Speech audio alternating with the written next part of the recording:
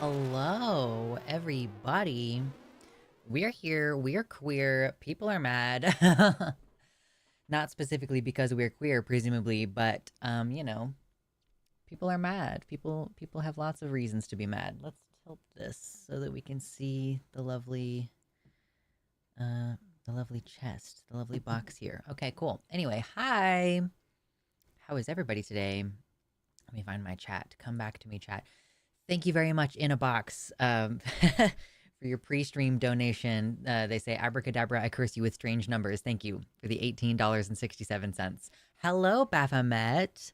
Lovely to see you here. It's been a long time. Yeah, good to have you in. Hello, Drea. Hello, Lord Byron. Yes, I went with the dramatic opening because I was like, well, the title is like people are pissed off already. We might as well, hold on. Ah, there's something stuck in my teeth. Sorry. What a great way to start the show. Also, hello to the YouTube chat. Good to see you all over there. Lots of people got gifted memberships last time, so if you come in on the YouTube chat and you're like, why do I have a green name? It's because someone was very generous and gave tons and tons of gifted memberships. So there will be rewards for you soon. Actually, I did just post a video like yesterday. If you're a member, I think I went ahead and posted it on Patreon too. But anyway, if you're a member, you have a little vlog to check out. Excuse me. Hello from Scotland. Hello. It's almost your bedtime. Naughty, naughty. Anyway, thanks for hanging out. We have our regular Sunday show for any of you who are overseas. We have Sundays starting at 12 Central Time. So that's kind of our day. We want to accommodate European fans. My 3-month sub updated today. Does that count for contributions? Typically, it's only ones that go during the stream. Although, I mean, if you want to persuade me, I did see that your sub updated today, so thank you very much for that. It's so past bedtime. Oh, okay. I figured like between 10 and 12 is like, that's bedtime. But anyway, okay. It's still, I don't know what it is. Oh, there it is. Okay, cool. Got it, finally. I like that hoodie. Thank you. Yes, it has skulls on it. Hello from New Mexico. Hello. Yes. Ooh, Artemis made sauteed broccoli with cheese and stewed gizzard. Gizzard? I don't know if I've had gizzard before. I mean, I must have. I remember it being very chewy. Ah, those with auto resub don't have control over when it happens, alas. Okay, fair enough. I will. What was it? You did a 3-month, which I saw it pop up earlier today. Let me pull this up here. Good sweet Jesus. You ever like pull down your notifications menu and then it refreshes and you're like, oh my God, just let me look at what I have. Not super late this time. Hello, Padfoot Sam. Hello. So there's 58 people in here. We are going to get into talking about some politics here shortly. If you are enjoying hanging out, hit the like button. We usually do a little bit of preamble before we start talking about the politics, although recently I've been kind of just jumping straight into the politics. So, remains to be seen how that's going to go today. But if you don't want to hang out and just chill with us, hit the like button before you leave, okay? We could easily get to 50 likes, like right now. It would be so easy. It would be so fast. It's free. It's like one of the best ways for you to support the show for free. Okay, I will add Drea's dono from earlier today. I'm not even going to try to do math right now. I'm fucking... The Adderall has officially worn off. Okay, that makes it 66, 67 for donations today. Good stuff. Hello, In League with Satan. In League with Satan says, I'm so beyond pissed, I'm ready to fight. Yeah. That's good. Keep that energy. Okay. hope that is a long string of donations causing the update. Yeah, it's just like emails.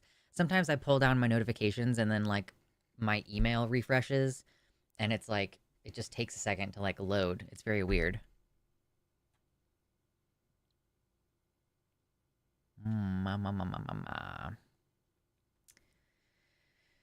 Oh, good grief. Yes, it is definitely Skull Hoodie season. Absolutely. Ooh, 67 viewers. We still don't have 50 likes. It's quick, easy, free. Ooh, let me go ahead and post the link up to Twitter and Blue Sky as well. Hello, Logan Mansion Games. We just started the stream, so we don't have any...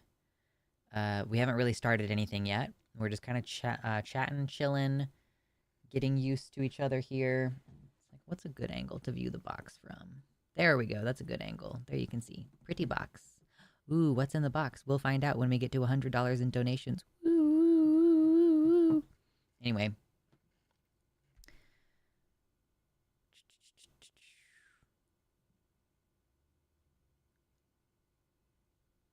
Moving to Seattle totally screwed me over because you can't transfer stimulant prescriptions across state borders, and my previous psychiatrist won't send a medical record to my new one. So make sure you press your psych on that before you move. Holy cow, yeah, absolutely. That is something to keep in mind. I know I was talking to somebody about how they're like trying to get their testosterone transferred across state lines might be kind of difficult as well because that's also a controlled substance. So something that I've done before, like back in the day when I was first being prescribed like Ambien, because she wasn't able to give me 3 months subscription, like prescription to the pharmacy, she would give me like 3 paper subscriptions or prescriptions. God damn it, I keep saying that. Sorry. I would take my paper prescription in and have them just fill that. So I was kind of maybe thinking I could do something similar with like moving across the country. Like, hey, can you give me like hard copies of my prescriptions so that I can just fill them when I get up there? But we'll see. We'll see what happens. Okay. What was I about to do? Oh, yes. I'm gonna go ahead and post this up on Twitter and Blue Sky.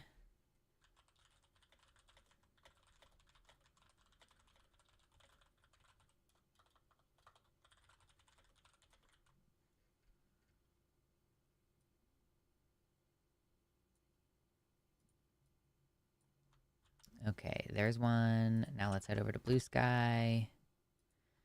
Post that there. Boom. Okay, we've shared the links. I've been on back order with Adderall for months now. That's a bummer. Yeah, I have been very fortunate that it's been very easy for me to get my Ritalin. Ask for a full printout of your diagnostic records when you're leaving. It might be a few dollars per page, but worth owning it yourself. Okay, yeah, good call. Unmedicated ADHD, yeah, it's not fun. 69 viewers. Yo, let's get to 69 likes. It should be so fast and so easy. So yeah, hope everybody's doing good. I felt really bad yesterday. I don't know what happened, but I just was like in a really sour mood. I just felt bad. And then I was watching all of this yelling at each other on Twitter going on, and I ended up just like feeling super hopeless about the possibility of organizing at all, which we'll get into later. I'm not gonna again, like, I'm not starting off with that right this second. Look at my natural curls. I have like natural, almost ringlet curls, which is so strange. They actually look way better on this side. I think my curls look a lot better on this side because they curl away from my face, but this is the wide side of my face because my nose is so crooked. So, ooh. Anyway, I think having a sour mood is understandable these days. Yeah, but like, I was like, why? There was no specific reason. I just felt like hot fucking garbage and I could not figure it out. Like, all right, cool. Just have to feel like shit for no specific reason that I could discern. I probably did not do as good of a job as I could have of like stepping away. That's something that I think is important. Like stepping away and giving yourself the opportunity to refresh. Like maybe I should have tapped my partner and been like, hey, can we play World of Warcraft together? Or like, maybe I should have watched a movie. I'm feeling a lot better now, but that's partially because I spent all day writing and I'm like, yeah, I'm a fucking nerd, guys. I like writing. Who is this? I logged out of Twitter and I use Blue Sky now. Yeah, I have Blue Sky. I am not as active on Blue Sky, but that's because I have curated my Twitter in a very particular manner. So I get lots of updates on Twitter that I am not yet set up to get on Blue Sky. Blue Sky is a social media platform that, so I'm going to just show you. Okay, let me make sure there's no porn on here real quick. Okay, we're good? Okay, excuse me. This is Blue Sky. Obviously, it looks a lot like Twitter, has a very similar interface. The website is bsky.app. That's how you get there. And I think it's open now. Like, anybody can go there. And since Trump won the election, there has been just like a deluge of new users on Blue Sky. There's 15 million people on there now, apparently, according to the Blue Sky official account. It's really great. I've enjoyed it. It's a lot less algorithmic. You see the posts of people that you follow. So many people are following me, just like all of these new folks following me on here. So we're seeing tons and tons and tons of new accounts. Yeah, I mean, I recommend it. It feels a lot nicer. There's a much stronger culture of like just block and move on if people are trolling or being disingenuous rather than like arguing. So you don't see a ton of bickering on Blue Sky, and the block function is a lot more unilateral on Blue Sky. Like if I block someone, I can't go view their tweets, I'm pretty sure. Like I can see their account, but I can't see their tweets. I don't even think there's an option like Twitter has to like see this person's tweets even though you have them blocked or muted. There's also the option to remove yourself. If someone quote tweets you to dunk on you, you can go in and select like unlink my tweet so that then it just shows like their quote tweet, and then it just shows here like this tweet has been unlinked. It does not link back to you. Yeah, the block function actually fucking does something. Right. Yeah, they've added 1 million users since the election. It seems like there's a bunch more. Nomadic, hello. I don't know if you've been on the website before, but welcome. It seems like you might be a new user. Welcome in. Thank you for hopping over to the website. So I know people like Blue Sky because it is not owned by Meta. So obviously Facebook, Threads, Instagram, all owned by Meta. If you're trying to get away. Oh yes, obviously more importantly, if you block someone, they can't see you, which Elon has removed from Twitter, which is kind of convenient because like Brianna Wu had blocked me and now I can see her tweets again, even though I can't. I mean, I don't even know if I can respond and she just can't see them. I don't really understand how that works. I haven't really looked into it yet. Oh my god. Whew. New account. Nice. Welcome, welcome. I'm trying to become a full-time Blue Sky user, but none of my oomfies are transferring, or at least less of them than I'd like. Yeah. So what does block on Twitter actually do? Right, that's a great question. What does block on Twitter actually do? I think if I block someone else, then I can't see their tweets. And that's basically it. So it's kind of like muting. Basically, block and mute kind of do something very similar, except with mute, you can still be following the person and just don't see their tweets.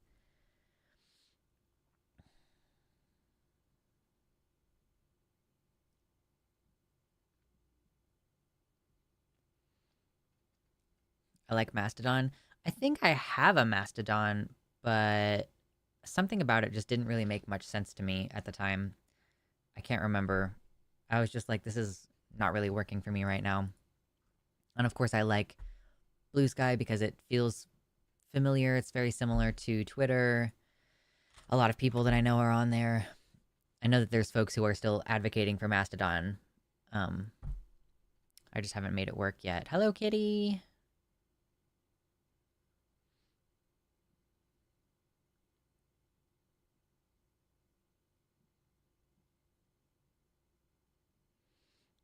You can't hide yourself at all on Twitter. So what you can do on Twitter is you can make your account private. which means people can't see your tweets unless they follow you. And I think if you have your account locked, then if somebody wants to follow you, you have to approve that. So you technically do still have the option, but it means that your tweets are no longer searchable. And if you are trying to promote business or advocate for some particular social cause, you are limited if you lock your account on private, like limited to your own followers, and that's it.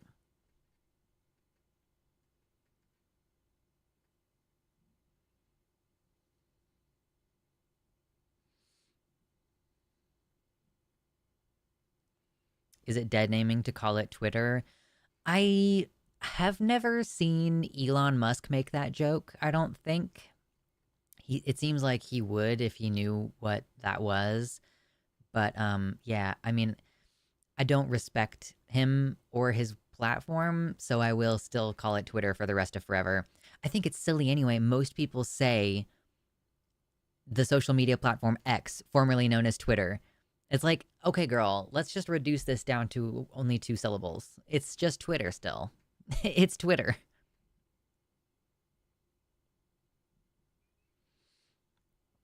I'm also on Spoutable. Is that that's another social media? Fun. Everybody's trying to find the alternative, and I think Blue Sky is going to be the closest alternative for queer leftists who had that particular kind of community on Twitter.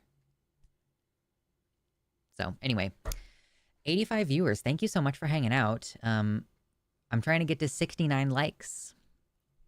That's the thing we're aiming for. If we get to $100 in donations, I will open this box and we will find out what's inside. There may or may not be a second box for like a stretch donation goal thing. I'm trying to move to the Pacific Northwest in like literally the next fucking 2 months, which is, I'm starting to converse with people who own apartments and stuff now. So it's getting really real. I'm like, oh God, I need to email this person back and let me double check what's the square footage of that apartment. And like, my partner and I are talking about maybe we have to get a storage unit for some of our shit in order to like just get there in the first place to a relatively inexpensive and small rental unit and then kind of just move from there. Like, yeah, it's, I find this very stressful. I've always been the one who's apartment hunted before. I've always been the one who set up those things in the past, but typically I just look around for a little bit. I pick one rental, I apply there, we get it, and we move. And typically we're moving within the same kind of smallish area, like keeping my partner close to his job and stuff. So yeah, it's very weird moving all the way across the country. Yes, it is exciting. It will always be Twitter. Yeah, truly. So, ooh, question. So we're still hanging out. This is the hanging out part of the show. We will get into the politics shortly. Almost 100 viewers right now, which means we can pump up the numbers on the like button. Appreciate you, babes. What is everybody doing for Thanksgiving? I know it's still a couple weeks. Is it a couple weeks away? Yeah, it's 2 weeks away, Thanksgiving still. I'm kind of thinking maybe I won't do a big Thanksgiving this year. I love doing the big meal thing, but I think I'm going to start doing that in September when we have the pagan holiday Mabon, as opposed to Thanksgiving, because I don't know, it's like Thanksgiving is too close to Christmas. I want to like, and I also, whatever. I think it's inappropriate timing to have a harvest celebration that late in the year, weirdly enough. Anyway, so what is everybody Thanksgiving plans? I think we're going to make a sweet potato pie. Just seasonally, sometime that week, we're going to make a sweet potato pie. Stuffing has been requested. So like I will probably still cook dinner cuz it's a Thursday. I make dinner like basically every Thursday anyway. So I'll still make dinner, but it probably won't, I'm not going to do the whole let me spend a lot of extra money on this turkey.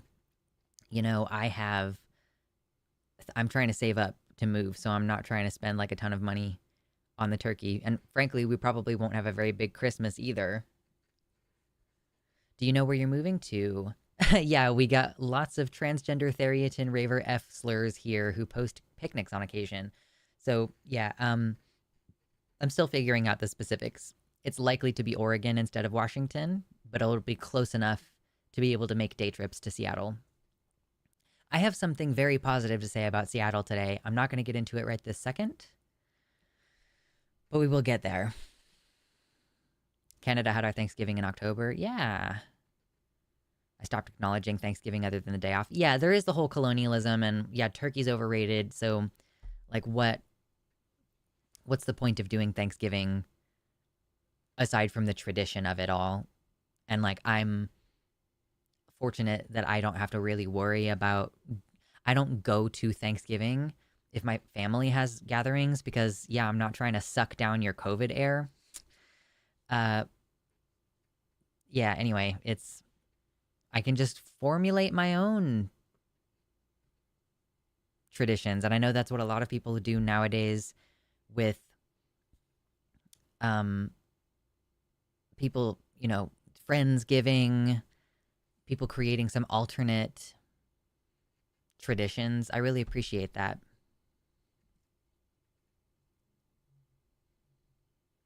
I've formally withdrawn from doing Christmas. This year, me and my occult-minded partner are celebrating winter equinox. Hell yes. I say Christmas, but fundamentally it's like we're celebrating Yule. The decorations are going to start changing soon. We're still in the autumn, Samhain, Halloween decorations, but we are going to start changing over soon. Yes, insert the stuffing innuendo here, of course.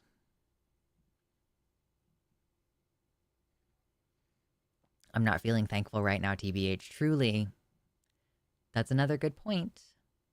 I don't think that Mabin has a gratitude element. Maybe it does. I do think that gratitude is good to practice. Hey, we hit 69 likes. Nice. Nice. This is the part of the show where we kind of just chill. We'll get into the why is everybody pissed off here in a minute.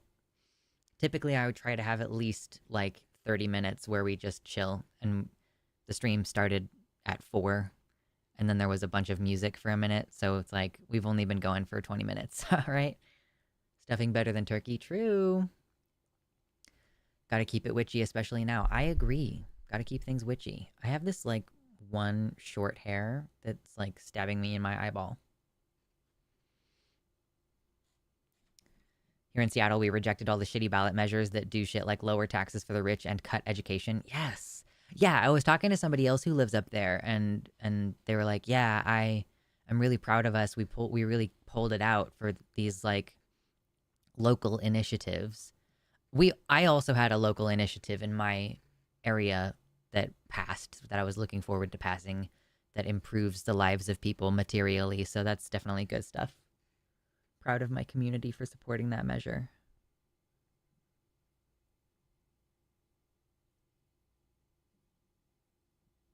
Oh my goodness. Whew. People have not been posting as much in the stream recommendations channel on my Discord channel, and I don't know if that's just because there's not as much to post right now, or because there's a ton going on constantly. I said 69 likes and someone took it away and now it says 68. How could you do that to me? Why would you do that to me? It's so rude.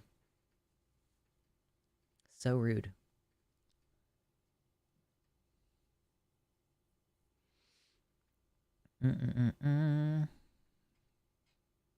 One thing I envy about the US is that y'all get to vote on some laws. In Canada, we only vote for representatives. Oh, that's a bummer. I do appreciate the idea of the ballot measure because it does make it to where even if, like, our representative government is doing stupid things, at least we can, yeah, like, they kick it over to the people sometimes.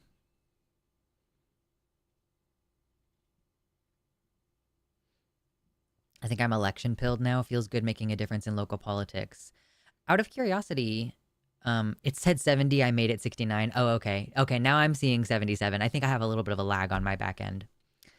In Washington, Republicans overwhelmingly voted to keep our capital gains tax. Isn't that the opposite of what you would think would happen? Because capital gains I mean, I can't remember what the fuck that is. It's something to do with rich people, though. So for the Republicans to vote to keep it in place is pretty irregular. Uh, uh, those of you who are in the Seattle area, are you at all involved with the Seattle Democratic Socialists of America? We are going to be talking about the DSA today. That is like one of the main people are pissed off moments that I've been seeing a lot on Twitter. I haven't seen basically any conversation about this on Blue Sky, actually, now that I think about it. Seems like a very Twitter-oriented conversation. Capital gains is what you make off of your investments. Okay, tax income from investments. Got it. Okay. It makes sense that I couldn't remember what that is because I'm too poor to have investments. Oh my god.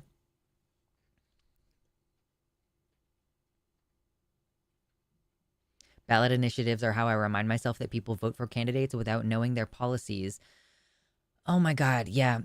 We've talked about this already since the election, but it's like wild how many Republican states vote to protect abortion and then also vote for anti-choice candidates. Like how can you vote for Trump and also vote for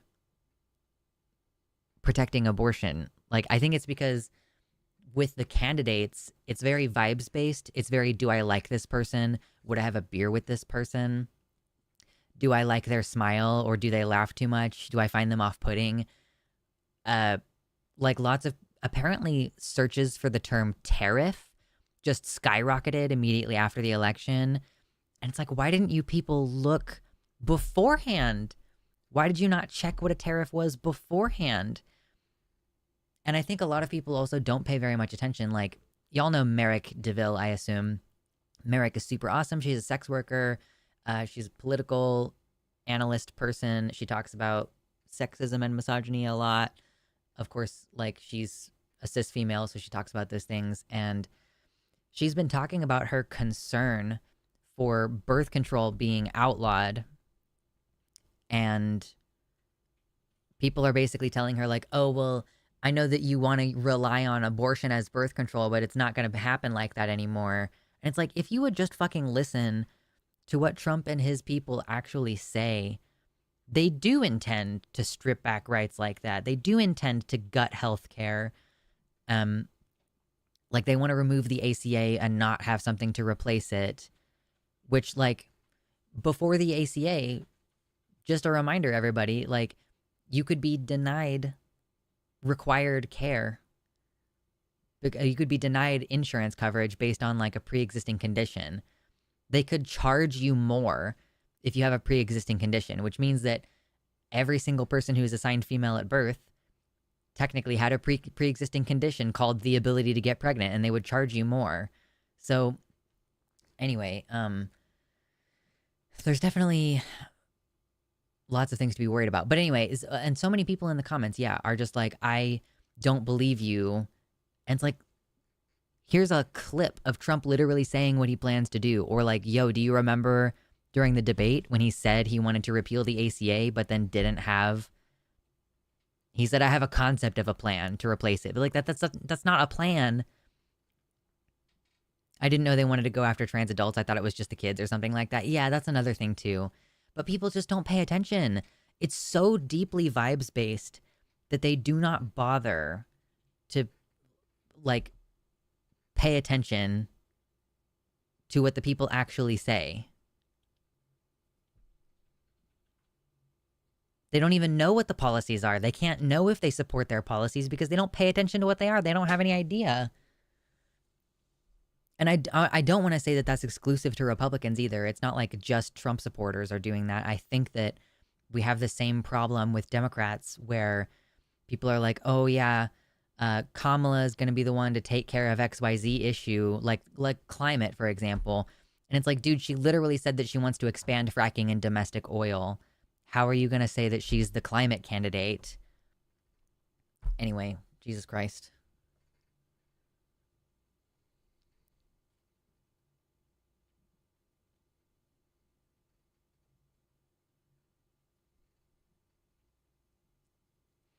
Yeah, there's people who say they should get rid of Obamacare but keep the ACA. People seem to not understand that, yeah, Obamacare is a propagandized republicanism that demonizes the Affordable Care Act. And people are confused. They're like, why would they, like, Obama equals bad, but affordable equals good? I hate the Democrats. Like, it's like Democrats didn't come up with Obamacare. They're not the ones trying to confuse you. Yes, Merrick is very cool. I like Merrick a lot. I have a massive amount of respect for the amount of work that she does.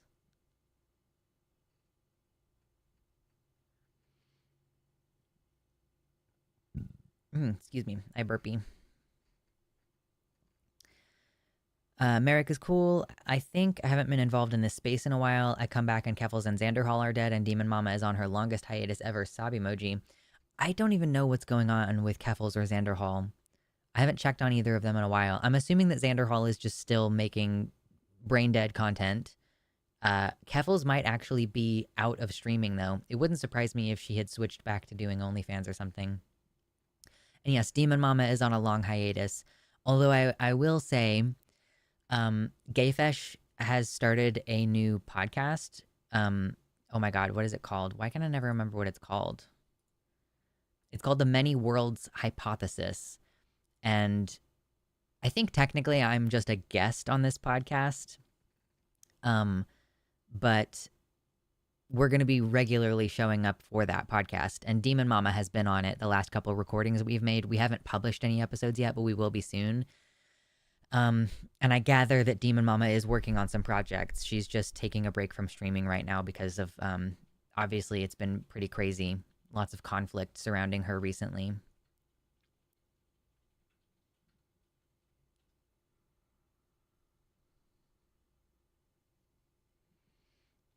Keffels is gone from the internet 5 ever, and Xanderhall is a POS lol. Right. I mean, Keffels was exposed for, like, deliberately and knowingly scamming people with her fund. Like, she had all of her computer stuff back before she posted the Kickstarter that was like, I need to recoup some of my losses, including replacing my computer and other components that the police confiscated. Like, from the very, very beginning, that Kickstarter was at least partly a scam. And then it just got bigger and worse and worse. So it does not surprise me that she is no longer posting. Luxander Hall. Yeah, sure. You need some moss in your backdrop. I know. That's one of the things I'm excited for when I move is, well, I mean, this initial move, we might still end up in a really small space where I don't have very much control over my background. But the idea is eventually like, yes, I want to update the background. I would rather have something else other than this quilt. My mother-in-law made me this quilt. She has another one that she's in the process of making that I like a lot. I don't know when she's going to finish it, though.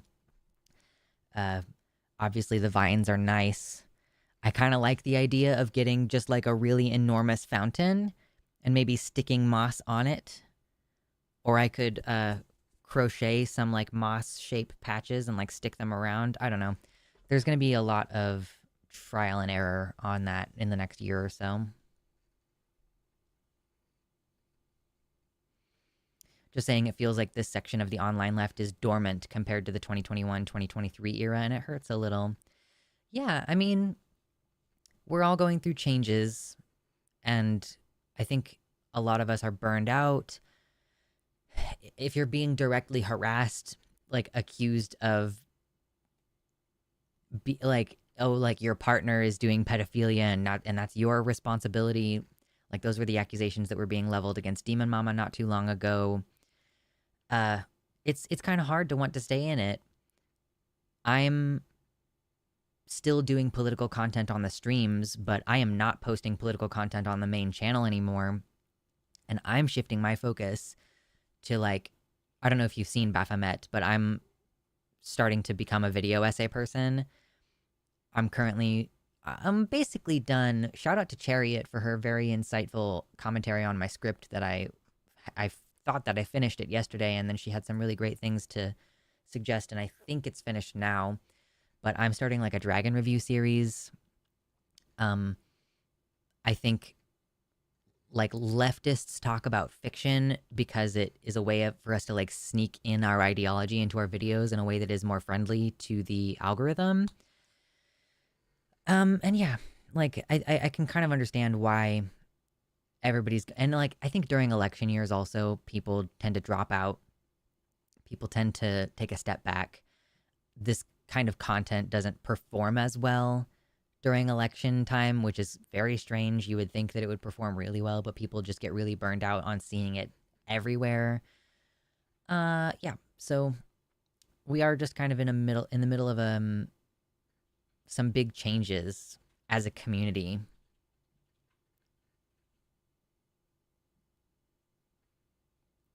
Yeah. What's this? Luxander is evolving. It's now Moss, the video essayist. True. I am a Pokemon. That is what happened. Same reason so many leftists are writers too. Yeah. It's so strange. Like I just decided to become a writer and a video essayist, and I'm just like, okay, I'm just gonna fucking do it. We'll see how it turns out. Maybe it will not succeed, but I'm gonna do it anyway. Maybe the streams and talking about politics here is just gonna support my dream of being a writer and video essayist.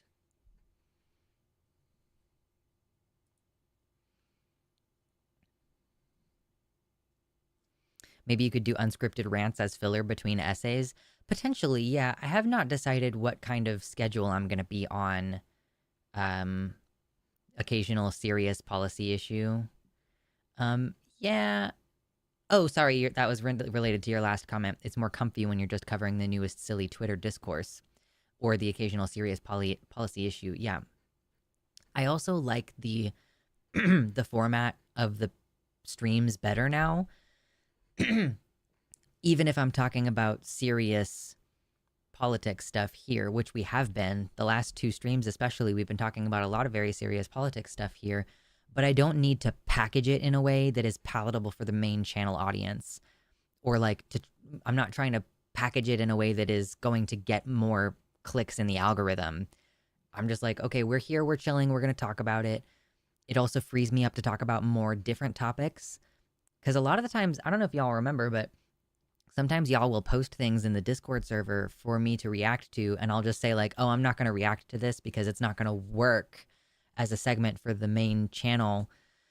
So yeah, we're just kind of trying new things. I'm very comfortable with how things are right now. I like streaming. Obviously, I'm making less money because I'm posting videos less often, and so I'm like losing out on the ad revenue for that. But I ultimately think it's going to be better for my health and for the health of the channel.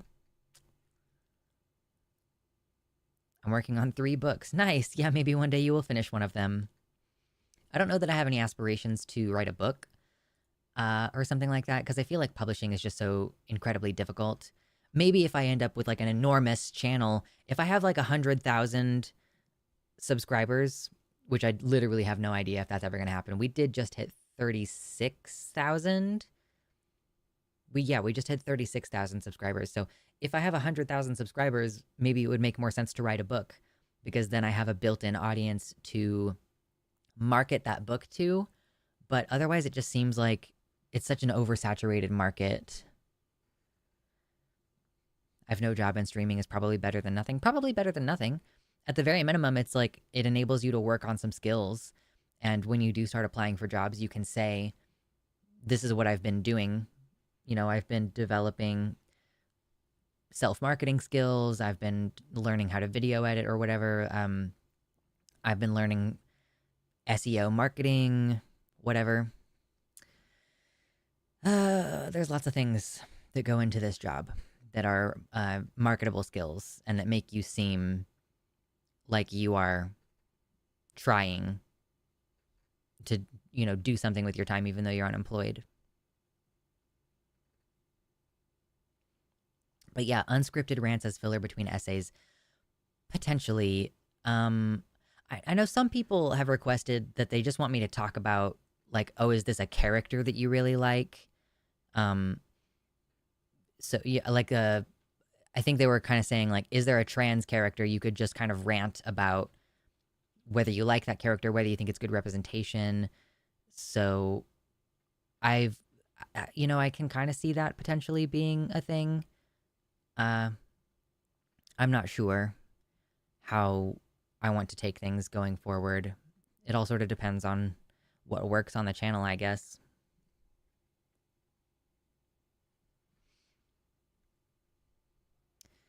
I'm disabled, so real job is off the table literally ever. I've been jobless for like 5 years. Yeah, I mean, then you might as well be streaming. You can build an audience that way. I do sometimes feel, I don't know what's the word to describe it. Sometimes I'm a little bit resentful that the streaming ecosystem is somewhat dominated and populated by people who fully are capable of doing something else. Like Xanderhall could go get an actual job. He, as to my knowledge, is not disabled. He ostensibly could have a real job. But like, we have a bunch of able-bodied people doing this job that is like kind of the only option for a lot of disabled people. And you can't watch my stream and Xanderhall's at the same time. You have to pick one. And it is like, I don't know if that is a complaint that makes sense, or if that's just like me secretly being resentful of people who are more successful at this than I am. But,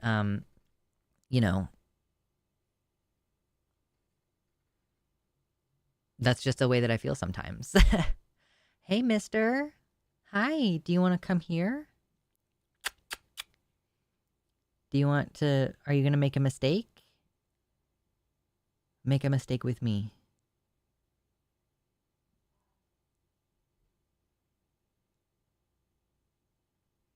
I don't know if he's going to fall for it. I think maybe he's, contemplating something. So I'll leave him alone. Oh my goodness. Yeah, the kitty. Hi, baby. Will you come here? I don't think he's going to fall for it. He knows that I will just pick him up.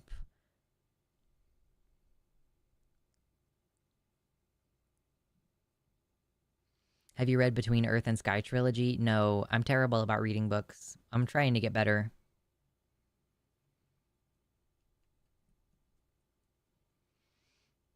Maybe it's resentment of other people's ability to choose or perceived ability.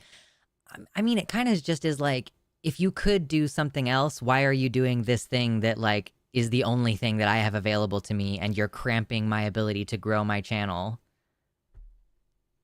Should I just go pick him up and bring him over here? Do we need a moment? Do we need a cat moment? Ever since you started calling for your cat, my cat started watching my computer screen. Yes, I'm making the kitty kitty kitty noises.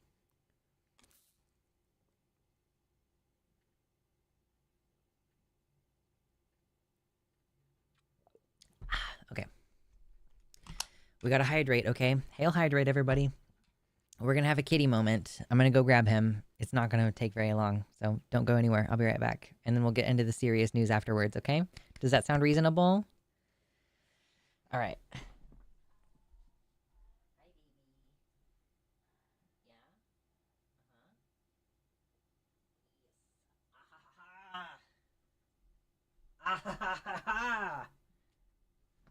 He is small and has no choice. Hello, baby.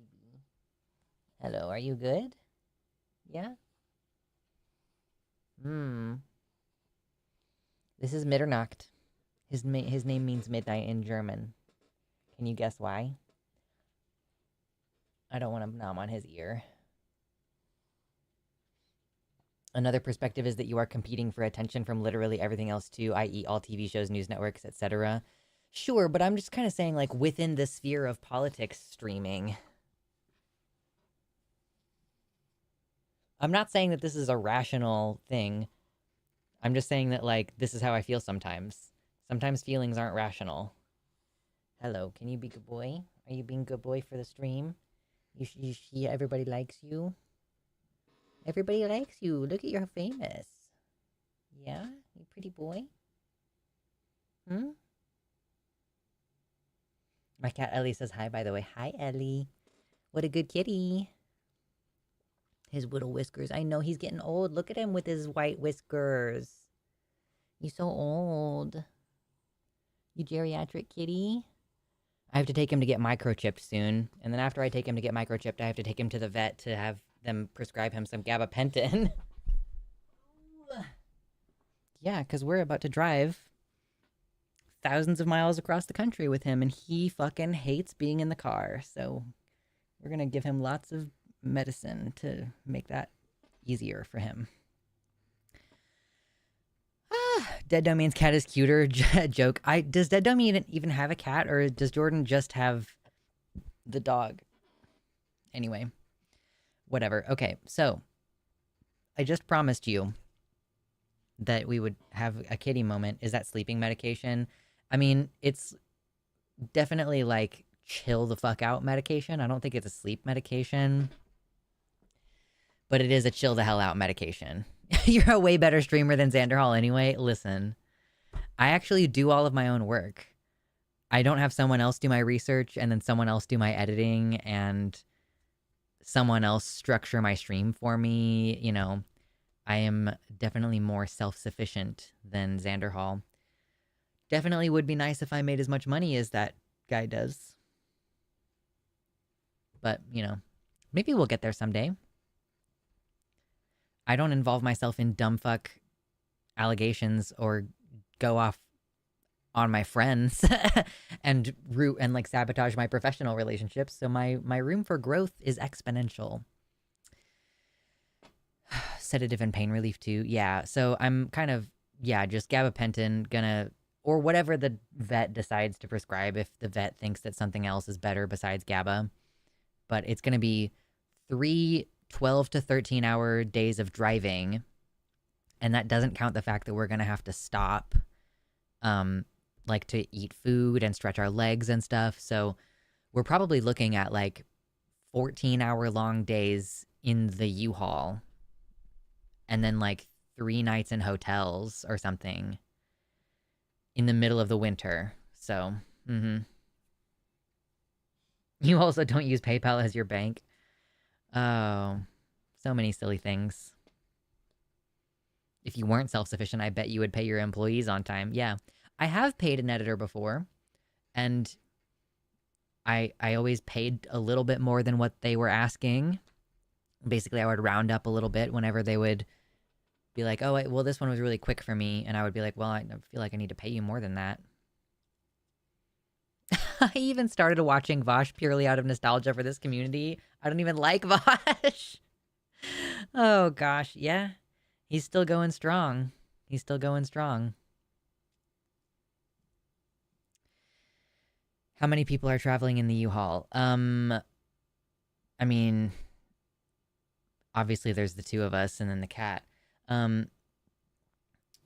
So Leah, sorry, I was in the middle of responding to you. You could start a second channel doing something like DIY artisan soaps or something, which could bring in another group of friendly subscribers. Just an idea I'd like to do.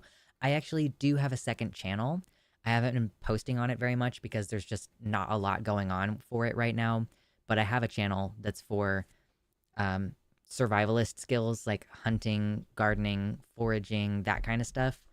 And my intention is to keep expanding that because I'm going to keep expanding how much time I personally spend doing those things anyway. I am going to go rabbit hunting here soon, so I could potentially post about rabbit hunting. Obviously, this is a lull part of the year as far as gardening is concerned. If I had had a better garden yield this time of year would be like canning and preservation content. I thought maybe you were moving with other people too. No, it's just me and my family unit. So yes, I do have a second channel. The problem with a second channel, guys, is that it's not automatically part of the partner program. So YouTube puts ads on that content and they get to decide when and where the ads are placed, and I can't make any money off of it until it gets to like a certain number of subscribers and watch time. So unless you have a very big channel, starting a second channel is not a good idea, essentially. Today on Vosh Argues with Chat, truly, I do appreciate that you all are a lot less annoying than Vosh's audience. Although I suppose the bigger you get, the more likely you are to have annoying people in the audience anyway. You don't keep as many subscribers as Vosh has after the number of shivs and controversies he's taken without having a strong it factor. Yeah, I think people just like, I don't know. I was going to make a silly joke about how people fantasize about having sex with him because he talks about like horsecock all the time.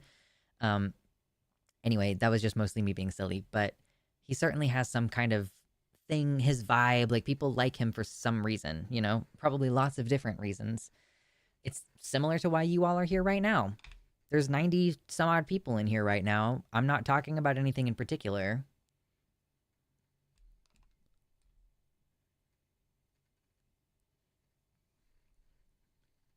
Oh, nope, need more water. Ah, straw.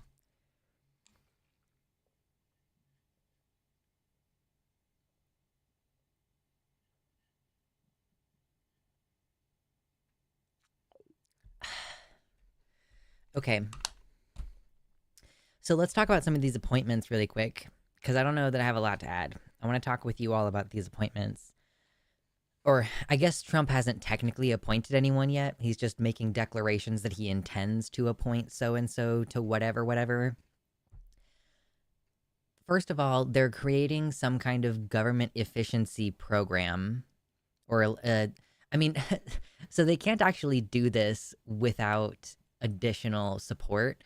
Like, Trump can't unilaterally decide to create a new section of the executive branch, right?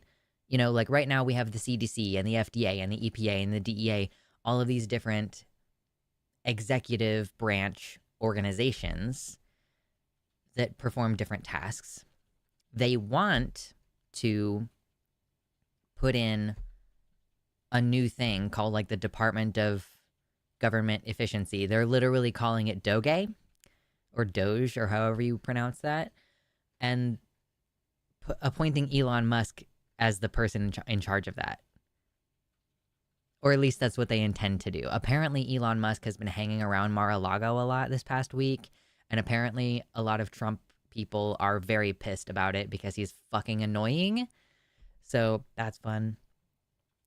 Also, oh my god, like what?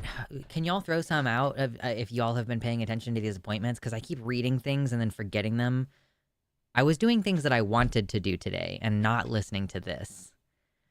How did he get his Space Force the last term? I think it's different because Space Force is not, it's not like an organization like the Drug Enforcement Agency or the FTC. It is a branch of the federal military. So it's like Marines, Navy, National Guard. Like, I think because he's the commander-in-chief, he does have the permission. Oh, Ben Jules said that the Space Force existed already as part of the Air Force. Okay, cool. Cool. The most recent thing that I've seen is that Matt Gaetz, he wants to appoint Matt Gaetz to, like, Attorney General or something like that. The dog shooting lady, Kristi Noem. Yeah, what did he appoint Kristi Noem to? Where did he decide to put her? She is supposed to be in charge of FEMA.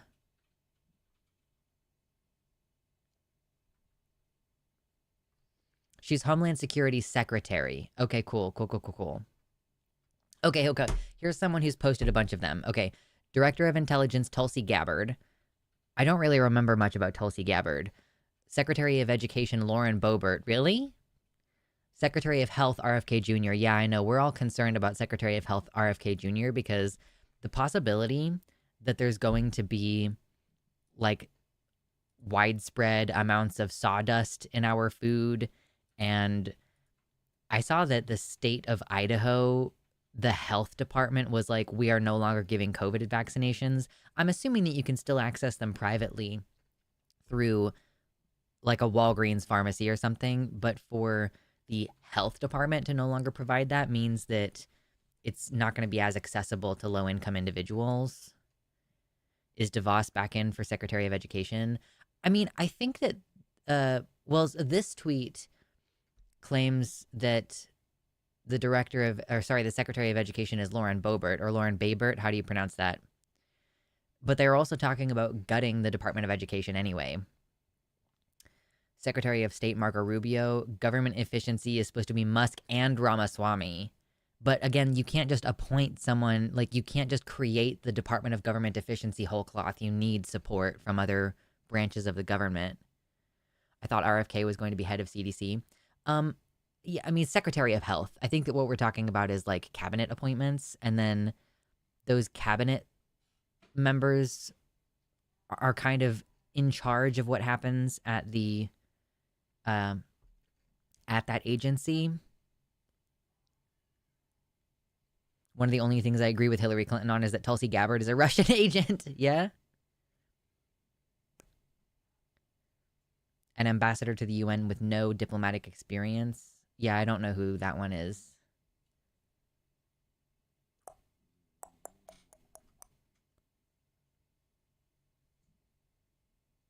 There's no evidence Lauren Boebert is the new Secretary of Education. No news article. It appears to be an internet joke that people latched onto. Okay, good to know. So we don't actually know about the Secretary of Education yet.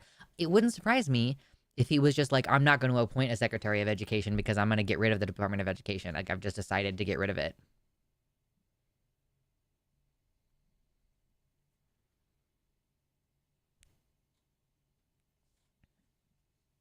I thought I was going to burp then, and that just didn't happen.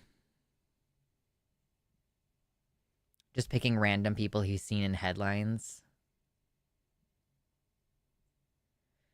It's so great. Like, Kristi Noem, like, have you not heard of just rehoming a dog? It's so crazy to me that she decided to shoot a 14-month-old dog rather than just, like, her kids could have kept it as a pet, or she could have given it back to the Humane Society so that she could have sold it to someone. Like, I don't know. There's so many things you could do. Last time he picked Betsy DeVos, who is absolutely hated here in Michigan.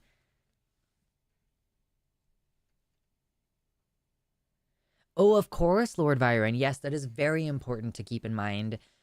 Any picks that Trump announces right now are subject to the first time that person pisses him off, then someone else comes in. This is part of why I am probably less afraid than a lot of you are, or at least a lot of our viewers on Takis seem very genuinely afraid of what's going to happen. How are you going to get anything done if you keep cycling through employees? You keep firing people, you keep appointing a new one. Oh, Possum. This woman, Kristi Noem, I can't remember her. Hold on here. Let's try to pull up here's her Twitter account.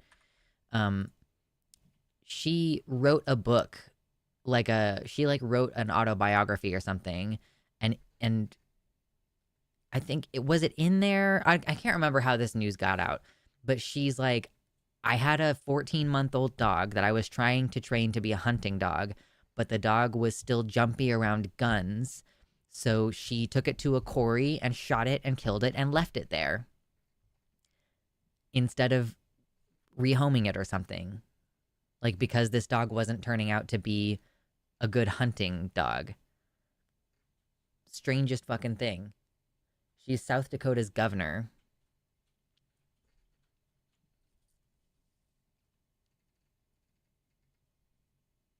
Yes, Trump's first term turnover was legendary. I wonder if it's his brand. Is he just sticking with the apprentice brand? You fired. She is banned from her own state's Native American land, which is a lot. She also shot a goat she didn't like. Jesus Christ. Yeah. Not a very stable human person, I would say.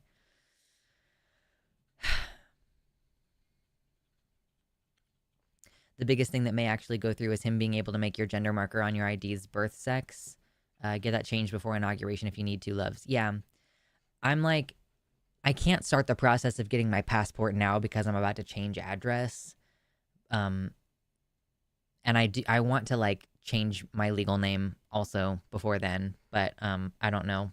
We'll see what happens next year.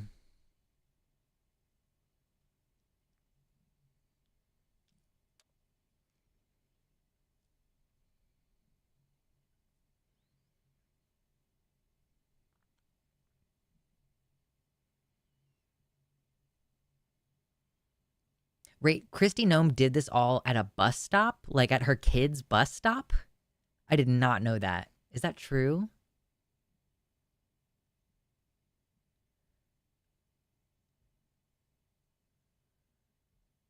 Riverboat Jack made a great point the other day that fascists are notoriously awful at running a government. They'll be tripping over their own feet the whole time. I have seen Riverboat Jack make some really deeply flawed political analysis recently, but I don't necessarily disagree on that point that this particular fascist has seemed like he's kind of a bumbling idiot in the past, and I think it would take a rather concerted effort of the people around him, which means that he would need to maintain the same people around him to really accomplish anything. I followed the original story closely. Yeah, it was at her kid's bus stop. What the fuck? All right, cool. Anyway. It looks like GOP has a slim House majority, so if they were to vote in lockstep, they can push through whatever they want. Right. And that's the thing, too, is, you know, we're relying on every single Republican voting down party lines every single time. Like, do we think that 0% of the appointed Republicans are going to be upset or disagree if they do something, if they try to push a law through that's particularly heinous? I don't know.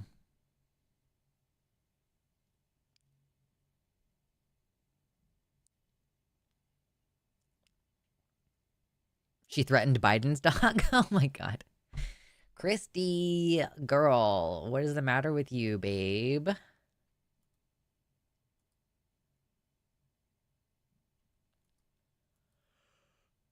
Ooh, Lord have mercy. I'm honestly mostly worried about tariffs. Shit is already so expensive. So if you need a new phone, get it now. Get on a monthly plan. It'll be less expensive in the long term if you get on a monthly payment plan for a phone right now. If your car has any parts that might need to be replaced in the next couple years, get that and like keep it. If your computer is going to need to have any components replaced, maybe try to get some of that stuff done now. Because yeah, it is definitely.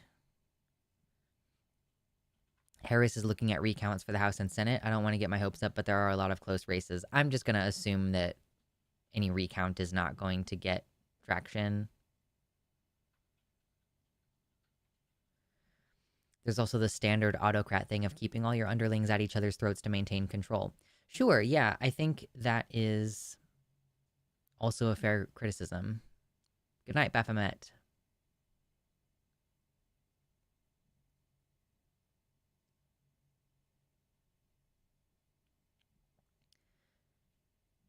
I'm assuming you mean she missed the shot when she tried to shoot the goat, had to leave to get another shell, came back to kill the goat, and then realized that construction workers were watching the whole thing as her kids got off the bus and asked where the dog was. Oh my God.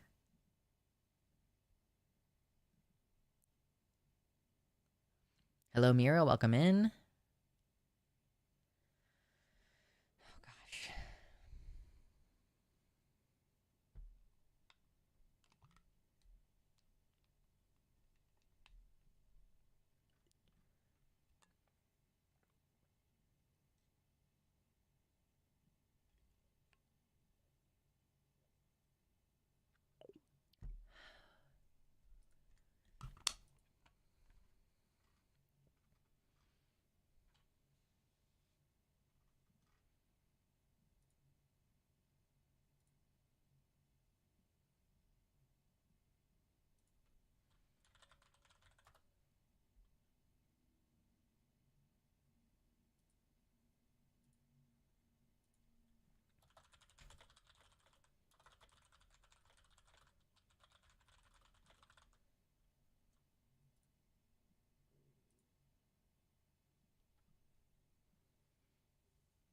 Ooh, we got to 100 likes. Thank you. I am definitely open to donations today. If you want to find out what's in this box over here. Ooh, what's in there? I don't know. We will open it when we get to $100 in donations for today. Which, we're not too far off. You can see.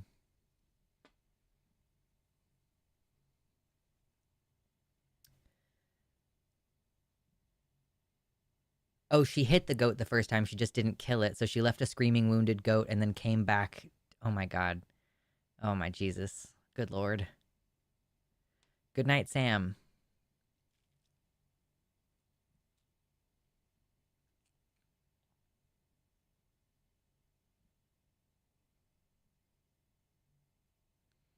The wildest part of this gnome thing is that she openly admitted to doing this, put it in her book, and then doubled down when people called her out. She's like, yeah, I did the right thing by killing that dog and that goat in front of my kids. If the races are this close that we still don't have completely called races after one full week, then I think the candidates are usually entitled legally to recounts. Okay, cool. Who only brings one bullet? Well, she brought two. She shot the dog and then the goat, right? Is that what happened? I hope she's not a hunter. She is. That's the thing. And like literally, that is something that they teach you in hunter courses. I know I'm revealing how much of a fucking like rural person I am right now. Like you take a hunting course, and one of the things that's like really pressed in is you need to choose the correct gun and the correct ammunition for the thing that you're hunting, because you need to get clean kills where like the animal's suffering is not protracted. You can't try to hunt deer with a 22. It's not ethical. There might even be fines for it in some places. Like, I just bring a box of shells with me if I have my gun. Like, yeah, why would you only have like 2 bullets?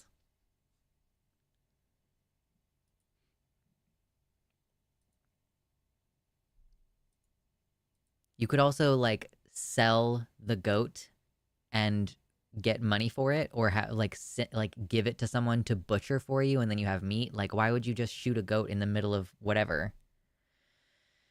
Anyway, also shot placement. Yeah, you're supposed to shoot an animal like like when you take a hunting safety course, they show you like what part of the animal you should shoot, and basically like obviously most animals are like quadrupedal, so you're supposed to shoot like this area.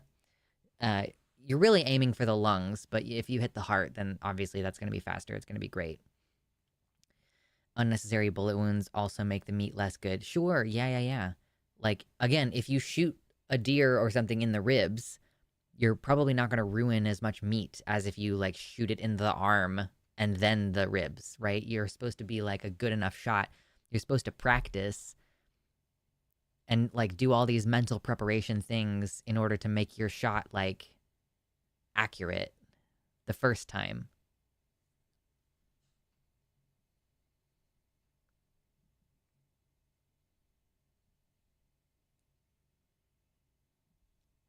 Kitty, I think that that's basically the same thing as when you shoot a deer. You basically you're aiming to puncture the lungs, and then they run away a bit, and then they fall over and die. Like, that's, as far as I understand it, that is how it's supposed to work when you are hunting deer. Again, the hunter safety course that I took was basically like, you need to be knowledgeable enough to be able to follow the signs, because the deer is going to run away after you shoot it. You have to like track the path that it runs away from you by like observing blood spatter and, you know, broken sticks and stuff. Like, as far as I understand it, that's pretty typical.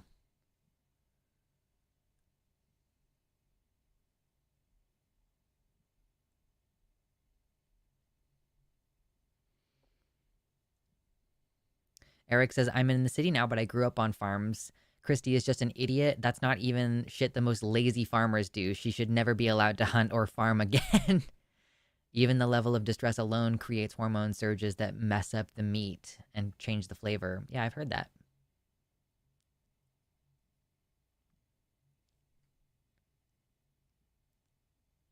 This is why people have hunting dogs. Sure.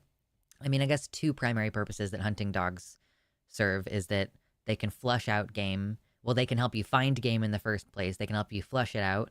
And then, yes, they could help you track it down afterwards.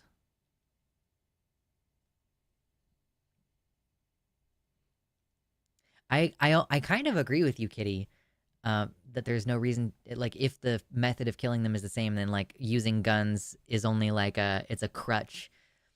as a hunter. I'm definitely, I mean, I'm into the nerdy version of hunting, which is with a recurve bow.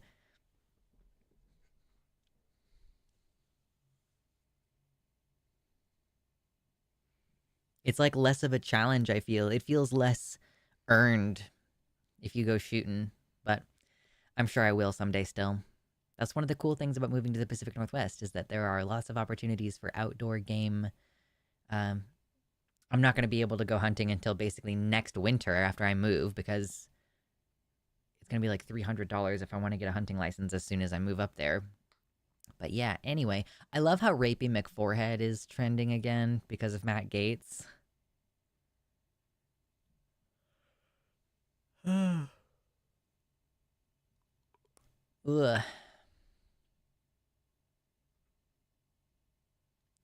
Also, I don't think that Matt Gaetz. I think that some of these appointments have to be approved by congressional approval processes. So, like Matt Gaetz being appointed Attorney General, I don't actually think that they can just straight up do that. I have some friends that hunt boar with spears. Yo, that's awesome.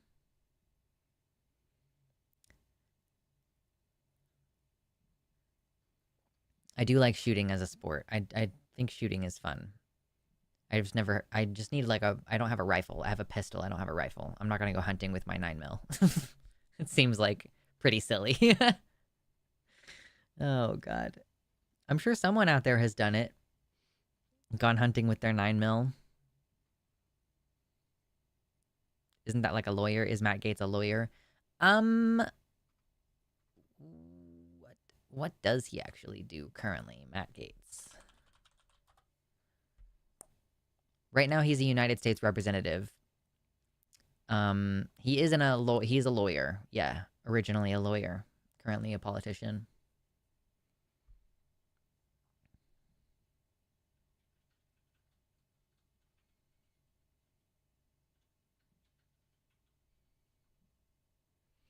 They can appoint them as acting roles and then just not have confirmation hearings. I suppose, yeah. It seems like people would be really pissed off about that.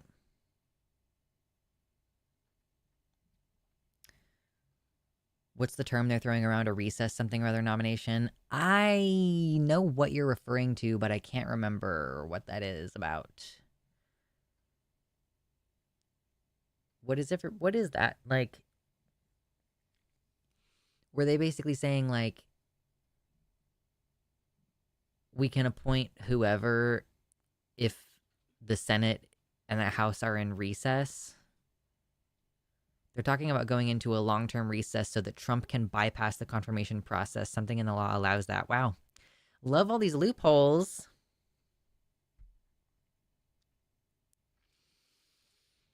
So yeah, I mean, it's definitely not going to be a fun 4 years. Recess appointments. Is that basically like the Senate majority is talking about we're just going to put the Senate in recess so that Trump can appoint whoever he wants and bypass the potential opportunity for Democrats and non-Trumpian Republicans to push back on it?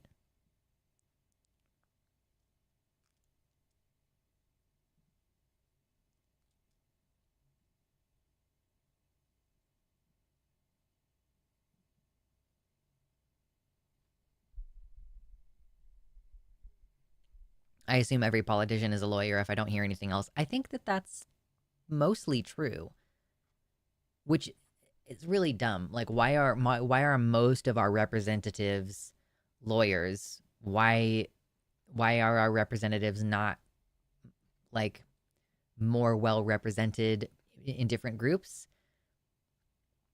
I've seen people talk about this being a potential form of governance that might be good to do, where it's like you have a certain percentage of doctors who serve for a couple years at like 1 or 2 terms or something, and then they can go back to being doctors. Like a representative proportionate amount, or at least like proportionate to the work that the government does. Like if such and such percentage of government decisions have to do with healthcare, then having a certain percentage of doctors in that position to make that choice. Every president has been either a lawyer or a soldier except Trump. Was Reagan a soldier? I thought that Reagan was not one of those things.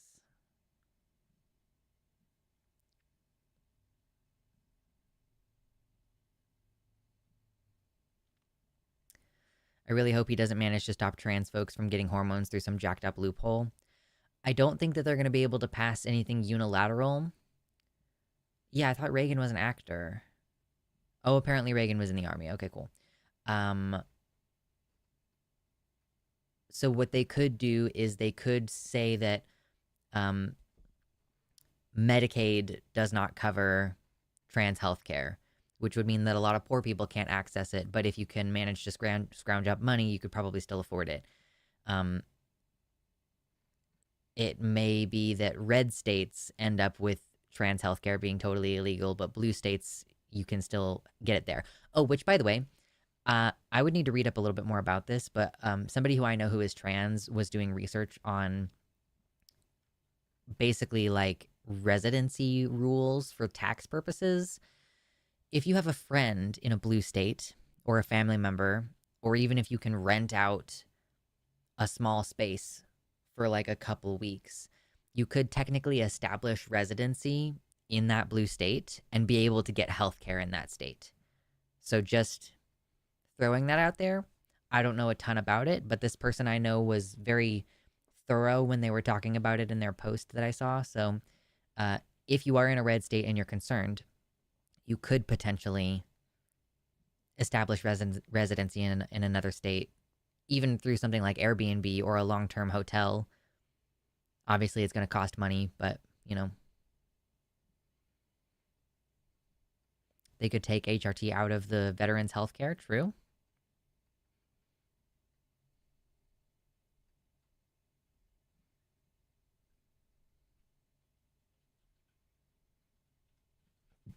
Excuse me. Oh my goodness. Burpee.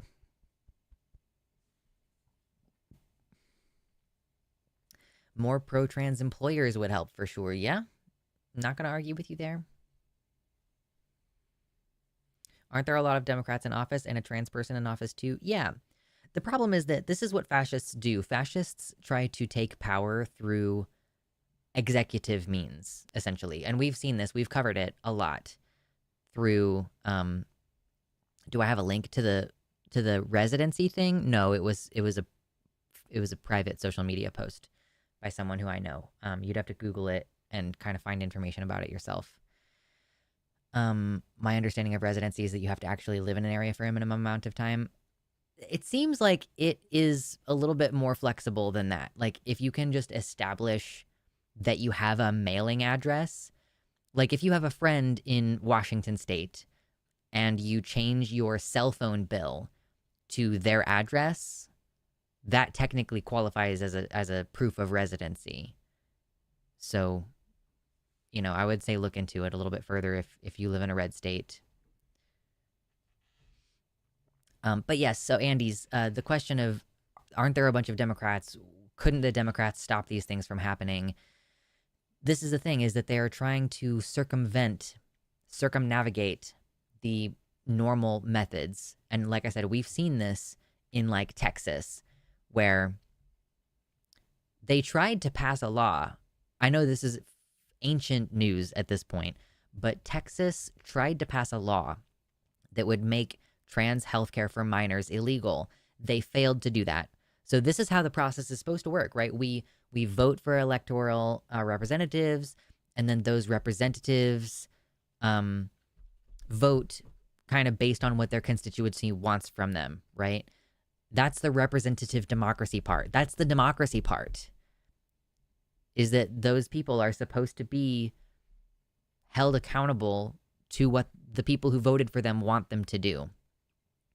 And ostensibly, they are responsible for all constituents, even the ones who didn't vote for them. So they should be doing things that will benefit everybody in their jurisdiction. But whatever.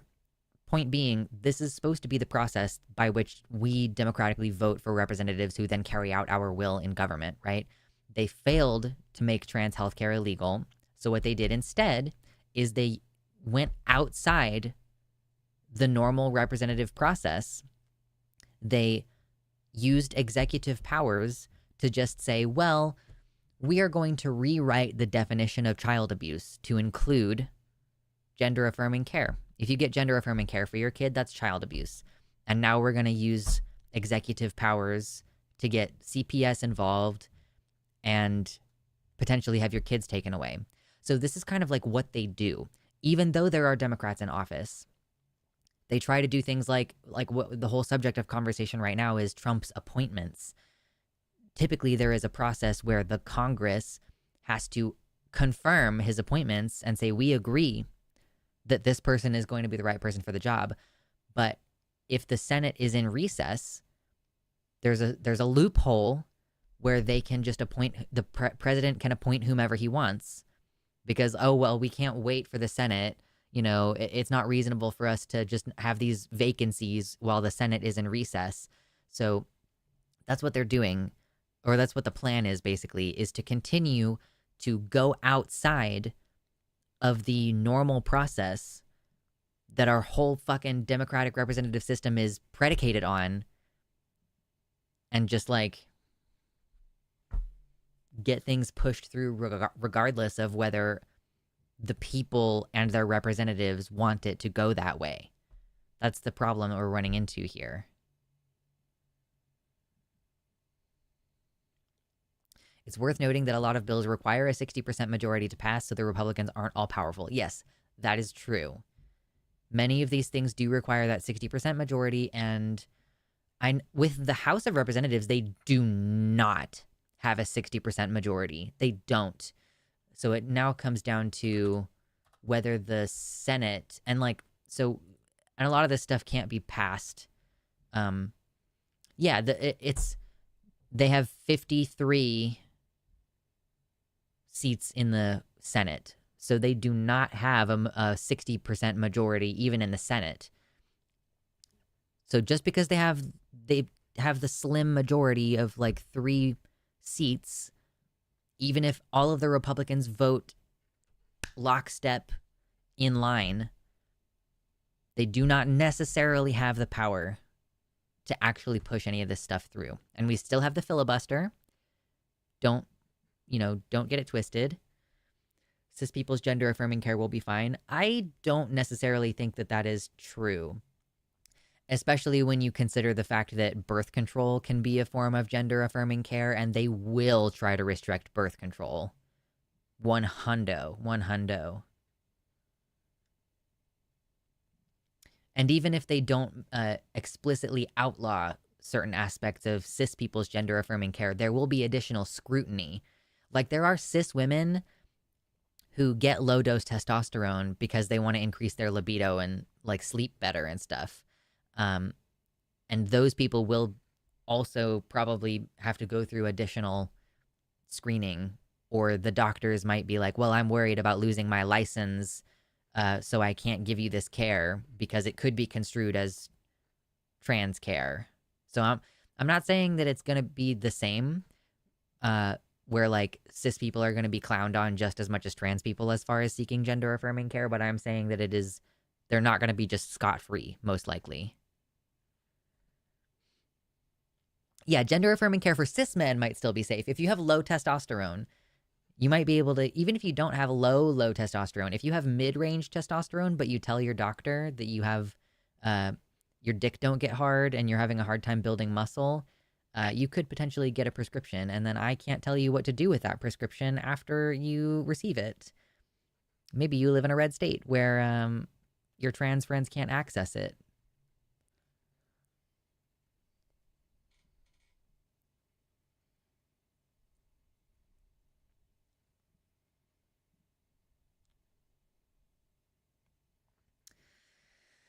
All we can do at this point is speculate. There's, lots and lots of speculation. It's unclear what is going to happen. It seems like there are probably going to be recounts in these places where these races they've taken a really long time to count them. Oh, so right now, Google is actually showing that GOP has 217 House seats. Obviously, the Dems are still down quite a bit. But so they're not done calling all these races, and technically they do not have a majority in the House at this time. Lots of uncounted votes still in Maine. So Maine is not fully declared. I'm not sure what to expect from these parts of these parts of like Arizona, but still a couple of places in California and Oregon that are not counted yet. It seems as though they'll have the majority, but again, will they have that 60% majority? That's a different question. I want to make it illegal to produce, distribute, or possess boner pills. I mean, I respect I respect our differences of opinion.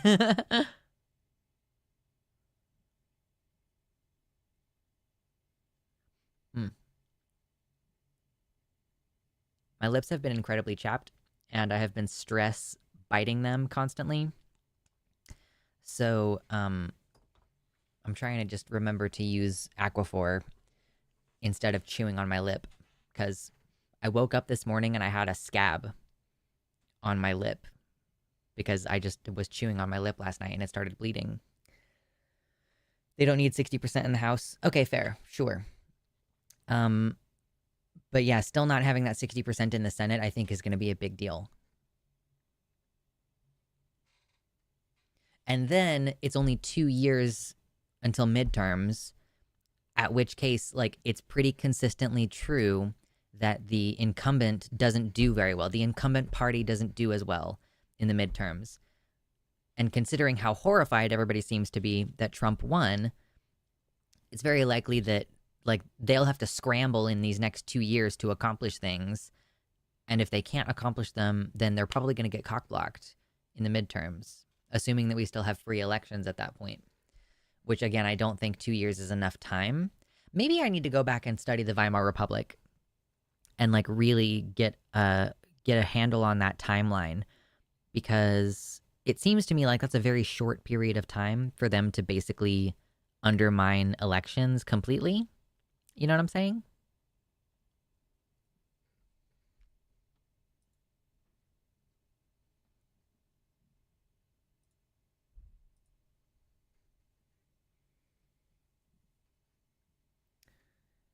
Yes, I agree, Baby Squid. It is worth remembering that the Republicans had the House and Senate for the first 2 years of Trump's first term, and they did not accomplish very much.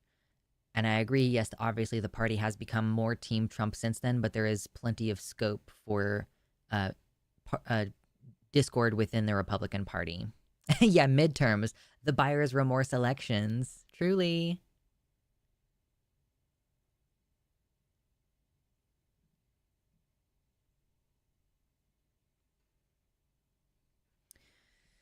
So it's probably not going to be as bad as we think it will be. It might still be bad. Obviously, it's still bad in red states. Like, I just want to affirm it's bad in red states. We have had a Democratic president for the last 4 years, and things have still gotten dramatically worse in red states. The federal has only so much power over the states. It's these long, protracted court battles where the United States government sues the state of Alabama for discrimination against trans youth or something, and then that's a protracted battle. One side wins, and then the other side appeals it up to the next court level, and it all up to the Supreme Court. And obviously, my personal opinion is that anything that makes it up to the Supreme Court is probably not going to go in our favor.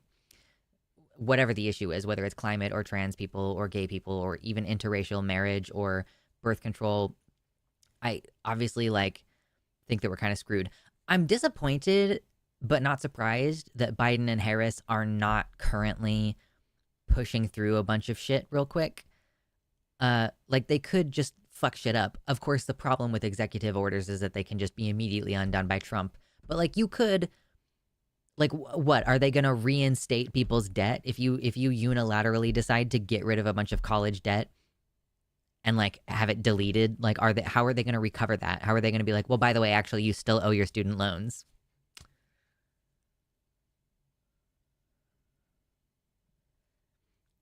Even red states that have Democrat governors have been screwed by Republican legislature. Girl, you do not have to tell me that. I live in Kansas. We have a Democratic governor and a completely Republican Congress situation. So, yay. Good night, Logan.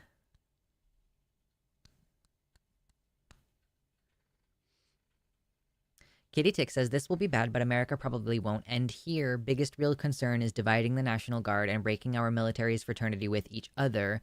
That could be really, really nasty with the deportation program plan. Yeah, Kitty, was it you who sent me the link? I did watch there was some video that someone sent, I think, in the chat last time about like whether Trump is going to succeed at using the military to accomplish.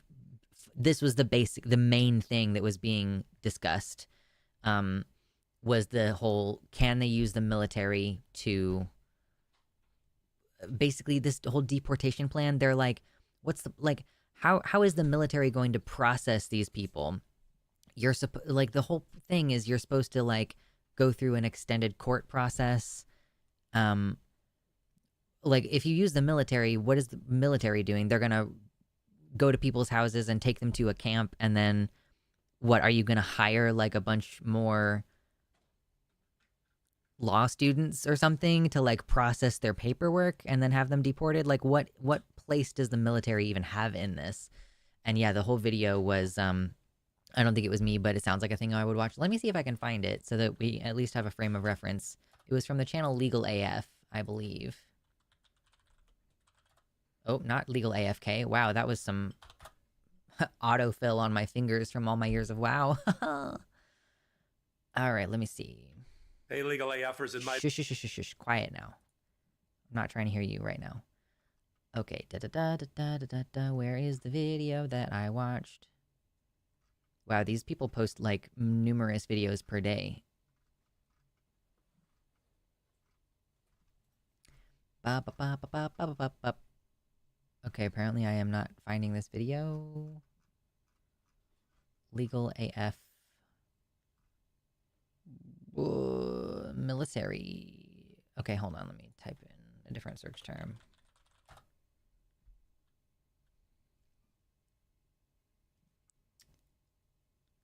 Okay, this was the video that I watched. It's called U.S. Generals Make Plan to Stop Trump's Threats. It's like a 15-minute video from this guy, Michael Popok, on Legal AF. And he was essentially saying that, yeah, that military generals are preparing to resist and refuse to follow unlawful orders.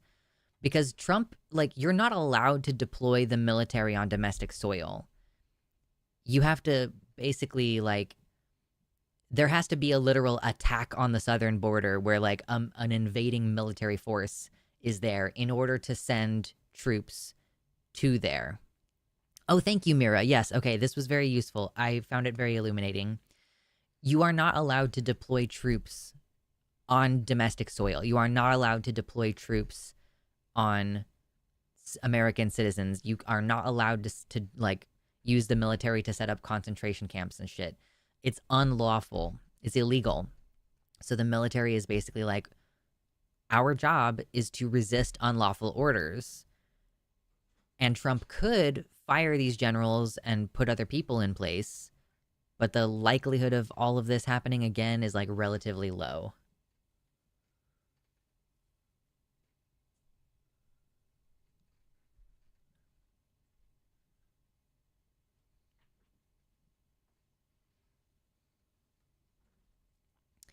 He would have to order blue state National Guards to stand down and then order the red state ones to move in. Then the blue state gov will tell their National Guard to not follow an illegal order, leading to all kinds of conflicts internally.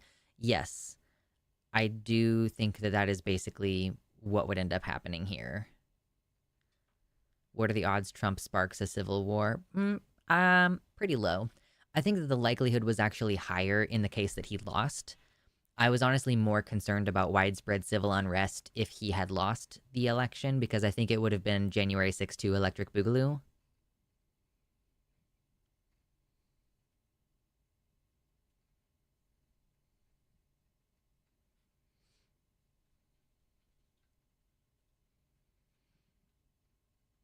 It's against Geneva Conventions to do this. They declare you a nation in civil war when you turn your guns on yourselves domestically. Yeah.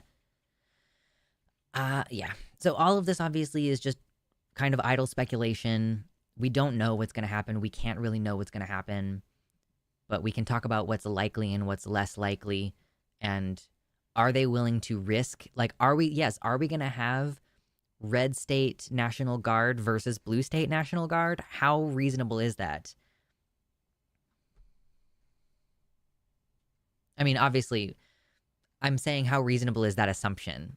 And like, are they really willing to do that? Do we think that Trump is willing to literally do, I mean, to do unlawful orders directing red state National Guards to break the law? And then will they break the law? And then are the people around Trump going to accept that he's literally starting a civil war? You know, that's kind of where we would be at that point. Oh my God, I can't talk all of a sudden.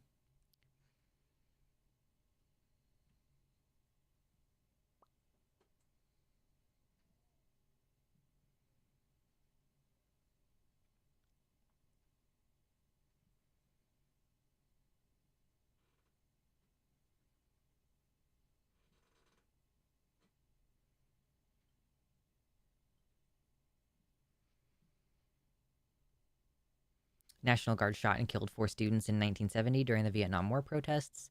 They actually do have the ability to work on and in our country. Why each state has one, and it is national, not international guard. Bush was the first to deploy them overseas. Okay, yeah, that's a good point. I don't know a lot of the details of what happened with the National Guard. I don't know if that ultimately was an unlawful order. I know about the Vietnam protests. And like obviously the famous photo of like a dead body and another student being like because they just killed somebody.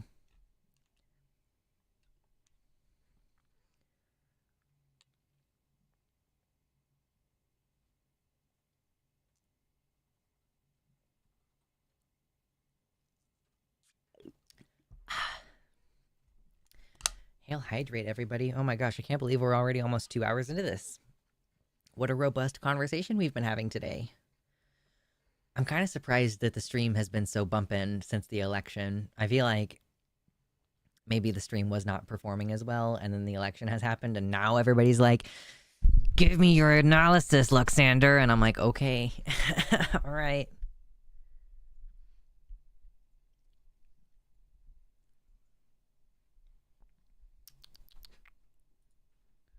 Someone redid the Milgram experiment with different protocols and figured out that people are still willing to hurt others just as easily under orders. Okay, this is from the American Psychological Association. I thought that this was the bad one. Like, is it? Okay, so it's like the American Psychological Association and the American Psychiatric Association. One of them is not legitimate. Okay, so let me go ahead and read this, though. Nearly 50 years after the controversial Milgram experiments, social psychologist Jerry M. Berger, PhD, has found that people are still just as willing to administer what they believe are painful electric shocks to others when urged on by an authority figure. Oh yeah, I remember this. Okay, so Berger replicated one of the famous obedience experiments of the late Stanley Milgram, PhD, and found that compliance rates in the replication were only slightly lower than those found by Milgram back in the day. And, like Milgram, he found no difference in the rates of obedience between men and women. People learning about Milgram's work often wonder whether results would be any different today. Many point to the lessons of the Holocaust and argue that there is greater social awareness of the dangers of blind obedience. But what I found is the same situational factors that affected obedience in Milgram's experiments still operate today. So, in the original experiments, an authority figure conducting the experiment prodded the first person, who was assigned the role of teacher, to continue shocking the other person, who was playing the role of learner. In reality, both the authority figure and the learner were in on the real intent of the experiment, and the imposing-looking shock generator machine was fake. Milgram found that after hearing the learner's first cries of pain at 150 volts, 82.5% of participants continued administering shocks. Of those, 79% continued to shock continued to the shock generator's end at 450 volts. In Berger's replication, 70% of the participants had to be stopped as they continued past 150 volts, which is a difference that is not statistically significant. That's interesting. Basically, like, wasn't this supposed to ratchet up to what would be a deadly amount of electricity? That's fascinating. We all want to be angry together, I guess, truly. The National Guard was used by the federal government to forcibly integrate segregated schools in the Deep South in the 1960s. Okay. Was that lawful? Like, has it always been the case that it's illegal for, like, to deploy National Guard and military personnel to enact aggression against citizens? We thought the results might be different because of lessons learned. Just could have stopped there.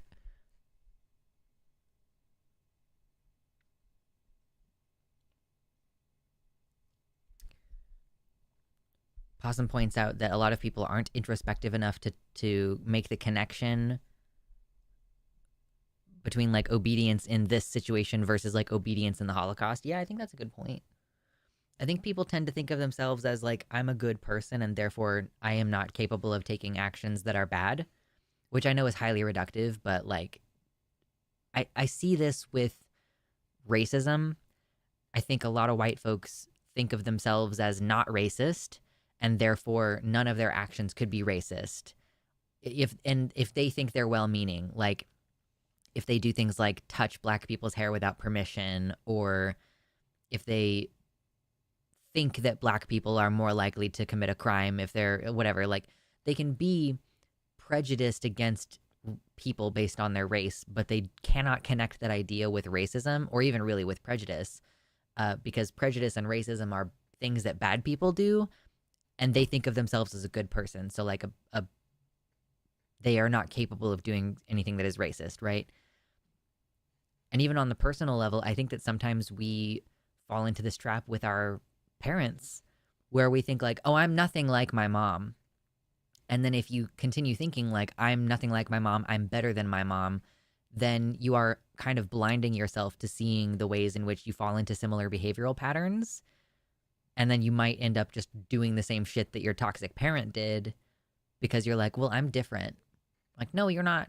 Like, you have to recognize the ways in which you're similar. This is what anti-racism is. Anti-racism is being able to look at the ways in which racism structurally impacts you personally and creates biases. So to be anti-racist is to say, yes, I probably do have some kind of racist beliefs, and I have to be willing to accept and acknowledge that in order to then address those beliefs within myself, as opposed to just saying, well, I'm not racist, and therefore I don't really have to introspect on any of my racist thoughts because none of my thoughts are racist because I'm not racist. You know, it kind of just goes on and on and on like this.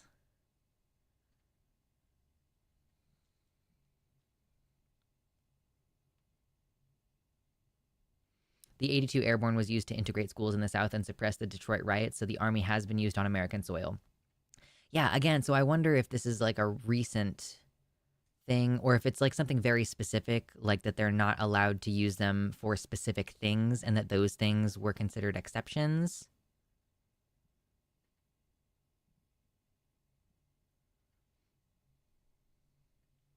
Yes, the Nazis are seen as this great historical pillar of evil, but the circumstances that create them are not all that remarkable.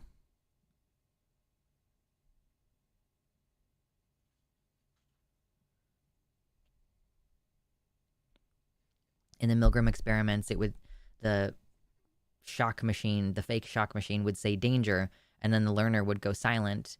Some people would keep hitting the button every 30 seconds when prompted after the person seemed dead or non-responsive. Obviously, that was a subset. I remember hearing about that.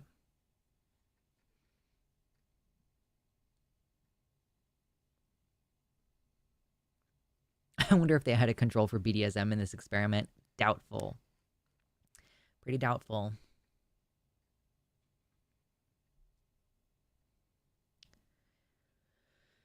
Oh, gosh. Mira says, yeah, I for sure thought I was nothing like my mom until I had a big talk with my last partner's family. They called me out for certain things that made me really look more inward. Yeah. You have to be like, I don't want to be like that, so I need to make sure that I'm not like that. Hey, thank you in a box. I really appreciate that. 5 tier 2 subscriptions gifted to folks in the chat. In a box says, show us what's in the box. Also Mayo side. Yeah, I've noticed that there's a lot of white names in chat today. So Baphomet, Lord Byron, Padfoot Sam, Baby Squid, and Noah Darkly Yours, you all have a gifted sub now. What's in the box? Okay, hold on real quick. Let me add that to the total. Tier 2 subs are $10 a month, so 5 of them is $50. Okay, cool. 50 plus, what is it already at? 66.67, is that what it was? Yeah, okay, cool. All right. Okay. I'll put that away for now. You want to know what's in the box? You want to know? We're going to have a little break from the conversation. We have another topic that we're going to move into after this one. It's like my 2 main topics for today. So let's find out what's in the box. Ooh. Ooh. Ooh. It's Stitch. My partner got this for me. He's Stitch. Sorry, I just got here. What's going on? Well, we just hit the donation goal for today, or the first donation goal. And so now we find out what's in the secret box. It's Stitch. I'm going to put him right here for the time being. Look at him. He's a friend. Yay, it's Stitch. Uh-huh. So, surprise. There's another box. There's a smaller box. So when we get to the next goal, we'll open the second box. What is the next goal? I feel like I set it to 300 and we didn't get to it last time, but I'm going to go ahead and set it to 300 again. I'm trying to move across the country, y'all. If you want to find out what's in the small box, the same object has been in the small box, by the way, for the last couple streams. So, does this box have bees? You'll have to find out. You'll have to find out. But thank you, in a box. That's very generous. I appreciate that. Yeah, the box reveal has made for a very successful dono goal, right? I'm not working out, so the flex doesn't work anymore. I'm like still not allowed to work out for another like week. Another week? A week and a half? Something. I don't know. I'm taking a break from exercise because it increases your chance of long COVID complications if you try to exercise like in the first month and a half after you have COVID. Speaking of COVID, are we ready for the next topic? Because it's about COVID. Is that a Skittle? Is what a Skittle? Where? Where? Whomst? Okay, so something that I wanted to talk about today is that there is a lot of bitching and moaning going on Twitter right now. There's 2 different sides to this. There's this picture that's been going around. I don't know if I have it saved. Let me see if I can find the tweet. I don't know if I have it saved. I don't think I have it saved.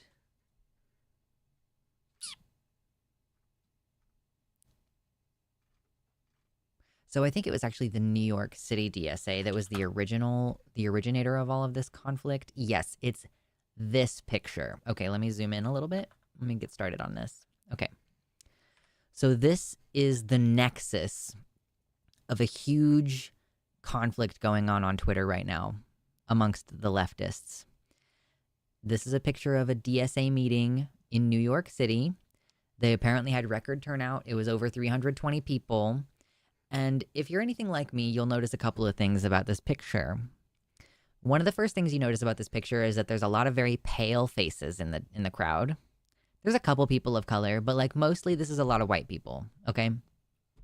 The second thing that you'll notice, if you're anything like me, is that, let me try to see Okay, there's two people wearing masks way up in the bleeds, in the nosebleeds up here. That's another person with a mask. Most of these people down on the floor. Oh, there's a person in a surgical mask way in the back there. So of these like 320 people, I'm seeing fewer than 10 people wearing a mask. Okay, so this has incurred some criticism because lots of leftists are disabled. Like, a lot of marginalized people are leftists, obviously. You know, Republicans, like, it kind of makes sense that, like, for the most part, queer people are not Republicans, for the most part. I think it was like 86% of LGBTQ people who were polled said that they voted for Kamala, which is not 100%, but it's a lot. Overwhelming majority for sure. So queer people obviously not likely to be Republicans. Queer people also seeming to become disaffected with the Democratic Party leadership, because the Democratic Party leadership is also kind of not super supportive. I'm sorry, I'm burping. People of color obviously tend to not be Republicans, right? Marginalized people tend to trend further and further to the left. And you've got like disabled people who are not only tending to not be Republican because Republicans want to like cut disability benefits. They want to cut all these programs that help disabled people. And then you also have the Democratic Party leadership who have completely abandoned us to this pandemic, which is still ongoing. The CDC has basically been like, Lamau, it's not that big of a deal. Or they quietly update their website to say, actually, it is kind of still a big deal, but we're not going to publicly say that. We're just going to kind of quietly update our website. This is the same CDC that said that HIV was no big deal. They spent like 10 years saying that HIV was no big deal. And by the way, when you are HIV positive, you don't tend to develop AIDS, which is the thing that kills you, until you've had HIV untreated for like 10 years because it destroys your immune system and then you tend to die from something else. Like, you don't directly die from HIV. You die from HIV-related complications because you caught the common cold and your body could not fight it off. Or maybe not literally the common cold, but you understand what I'm saying. So we are in year 6? We're like 5 years into this pandemic, all right? And so we do not know what the long-term effects of this disease are. We do know that COVID can negatively impact the immune system, so it could very well be that multiple infections with COVID could cause you to develop something like AIDS in the future. And it seems like we are starting to see some insight into that happening now. We covered that one story where someone was diagnosed with CVID, which technically speaking is a genetic disorder that you are diagnosed with at birth, but this person had developed this disorder in their adulthood, and they were given the CVID diagnosis because that's how you get treatment. We have not invented a diagnosis that insurance companies use that's called COVID-induced AIDS, but that's kind of the direction we're treading. So you can't rely on the CDC statements right now because they have historically done this before, where they just go, okay, well, who cares? Like, HIV is not a big deal. It's only affecting gay people. Well, whatever. COVID's not a big deal. It's only harmful to people who already have a pre-existing condition and who are old. So because the Democratic Party leadership has abandoned disability as a thing, basically, obviously lots of disabled people are hoping that leftist action is going to include disability justice. It's kind of hard to believe that people who are claiming to want to do stuff for their community, they're like, I really care about my community. I'm going to show up to the Democratic Socialists of America meeting because we need to organize locally and fight back. There's some cognitive dissonance, it seems, from the disabled perspective looking in on this. It seems like there is some cognitive dissonance between the concept of like, we want to rally for our community versus we will not do basic community care like wearing masks. And this is why I have to shout out the Seattle DSA. Seattle DSA requires and hands out high quality masks. I wonder if the Portland chapter does too, because it might be the case that I need to make like full on day trips to go to Seattle DSA meetings. But yeah, so obviously there's pushback from disabled people. Like if we just kind of glance at the comments over here, socialist super spreaders really hit different in 2024. I can smell the germs in that room, only because my respirator doesn't block smells. Let's see. Why is no one masking? Because the DSA is a faction of the Democratic Party and they fully support Biden administration's eugenicist mass infection policy. At meetings of the Socialist Equality Party, masks are provided free to all attendees and virtually everyone masks. I do want to be clear that the Democratic Socialists of America is comprised of different chapters all over the country. So again, Seattle DSA does better on this. NYC DSA obviously doesn't. I also just saw a picture of Philly DSA. They clearly do not require masks. So basically, we have a lot of pushback, but it's a lot of pretty reasonable pushback. Anybody have a CO2 meter in there?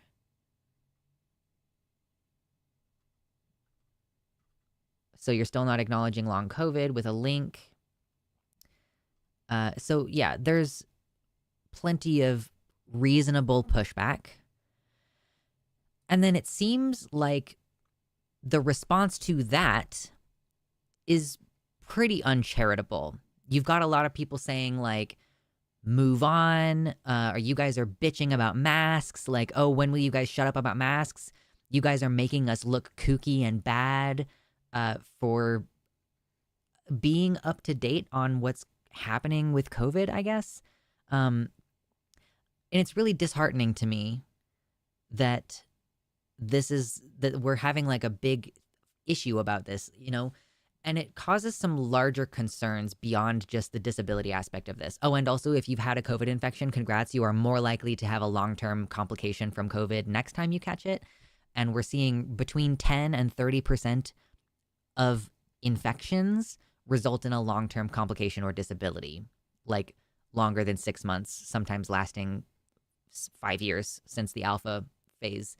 And that's each infection. You roll the dice each time, and your chance of having long-term infection complications goes up each time. So if you catch COVID 3 or 4 times a year, each time you're rolling the dice on that, statistically speaking, let's just say it's a 10% risk. Statistically speaking, if you catch COVID twice a year for the next 5 years, you are, based on that 10% rolling the dice each time, there's a pretty high likelihood that you will end up with a long-term complication, which this is also a problem for working class oriented groups. So obviously Democratic Socialists of America, the whole premise of leftism in this case is let's use our collective power to affect change that will help workers. You know, let's make sure we have worker protections. Let's make sure that working people have, have adequate income and have good health care and everything. Like, let's just even pretend, let's ignore the disability aspect of this. Let's just look at let's ignore the people who are already disabled for a moment. And let's just look at the whole, we're supposed to be the workers' party thing. When workers have to call out sick, that's bad for them. When workers end up with a long-term complication, that's bad for them, right? Like, this is kind of counter to the stated goals of these groups, these allegedly worker-oriented groups. Like, the proletariat can't succeed if they can't fucking go to work. Do y'all know who Diana Cowan is? She is Physics Girl on YouTube, and she cannot get out of bed because she has long COVID. She was perfectly healthy. She had just gotten married and caught COVID, and she cannot get out of bed, and her partner is her full-time carer now. She's only just now starting to feel better cognitively such that she can play video games. She's not just like in bed all day watching TV. She's in bed all day with the lights off, with a cover over her eyes, and she can't have a conversation longer than 10 minutes or she'll crash and get even more sick, okay? That's the extreme version, but that is what you're gambling with every time you catch COVID. Every time. I have a pretty mild disability in the form of POTS, and I assure you, you don't want POTS. I can't work a regular job. I'm tired all the time. Like, I'm like sitting here talking to you for 4 hours each stream, and at the end of each stream, I'm fucking tired. You know, I have like random heart pains, and it's scary, and like I can't stand for extended periods of time. It's not good. I promise you do not want to be sick in the ways that COVID can make you sick. You are not going to be able to continue working if you do. So the response to this has been pretty vitriolic. Like, the response to this has been, you big babies, you're making us look bad. Why don't you just stay home then? Like, it has shown, like, it has revealed a deep ableism. First of all, that you think that disabled people just stay at home all day, as though we don't have families and kids and jobs and responsibilities, as if we don't have to go to the grocery store, as if we don't want to be able to go to the gym to get a little bit of exercise in. Like, there's varying degrees of disability. I can still exercise. It just has to be in a certain kind of way. Like, and it has to be on days where I have the energy to do it, right? Like, it shows how little you think of disabled people, that you think our lives are just, we stay at home all day and we never do anything and we don't have friends and we don't go see people. I also, I responded to a tweet earlier from Sock Done Left, where Sock Done Left was being shitty about basically saying that people who are complaining about masks from the leftist perspective are actually just CIA plants. And I was like, oh, so what I said was like, none of the valid criticisms are sinking in, I guess. And someone responded telling me that I needed to take, they were like, oh, don't forget to take some medicine. And I Googled it. It's a schizophrenia medicine. And I'm like, okay, so more ableism on top of your ableism, saying that the only people who care about COVID are like having a schism with reality, like as though I'm the one operating off of the actual studies and data. You all are operating on vibes. And you can keep rolling those dice. You can keep going to restaurants and bars and concerts and stuff. And I can't stop you from doing that, but you will become disabled eventually. Yeah, what did somebody say in chat? Somebody said COVID messed up their lungs. Yeah, COVID fucked up one of my lungs and took me over a year to recover my sense of taste. Yep, the sense of taste, that's brain damage, baby.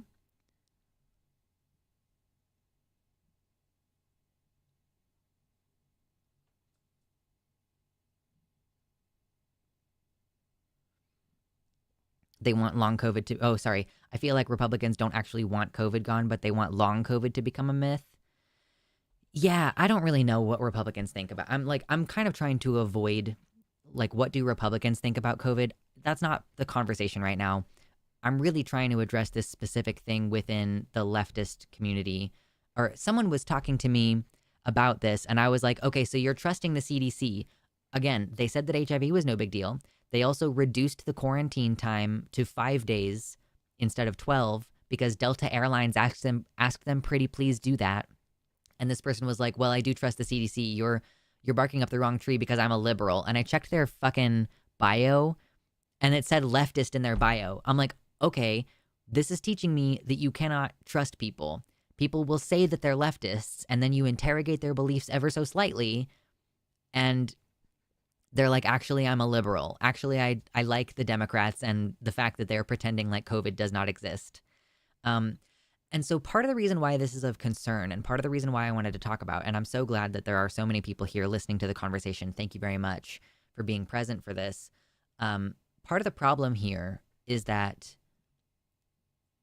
so not only is this indicating a lack of priorities for community care and indicating that maybe a lot of these people are here for LARPing. Oh, okay. And we didn't even acknowledge the fact that there are very few people of color in this picture. Not very many dark-skinned people in this picture, right? What is it about this community that is making Black people and other people of color not want to show up there? That's a valid question to ask too. Honestly, Black people are more likely to wear masks, so that might be a big part of it. But the response, like, I personally haven't seen DSA's response, DSA New York's response to say, like, okay, well, we received this criticism and we do think we could do better about this, or anything like that. Mostly what I've seen is a bunch of people being extremely shitty to the folks who are basically having a reasonable, like, hey, I would like to get involved with DSA, but I can't if this is the meeting that I'm going to turn up to. Like, this is not reasonable. One-way masking does work, but it doesn't work nearly as well if there are a ton of people around you who could be sick. You know, it only works so much to do one-way masking. So people are very reasonably going like, hey, could we maybe implement some basic community care stuff? Maybe put a couple of Corsi Rosenthal filters, which are very easy to make. You just need a box fan and like a few furnace filters, a few highly rated furnace filters. It's not that hard. And for the response to that to be like, wow, you're a whiny little bitch and you have schizophrenia, indicates that this is not a group of people that you can do any kind of organizing with. If that's how socialists allegedly respond when there is pushback and criticism, even well-meaning, straightforward, reasonable, measured criticism, these are not people who you can rely on in a broader sense. Like, what are these people going to do if there is criticism of the leadership? Like, if there is, if one of the people in leadership has allegations of sexual assault, how do we think that we're going to respond? Are we going to Me Too and just oust that person?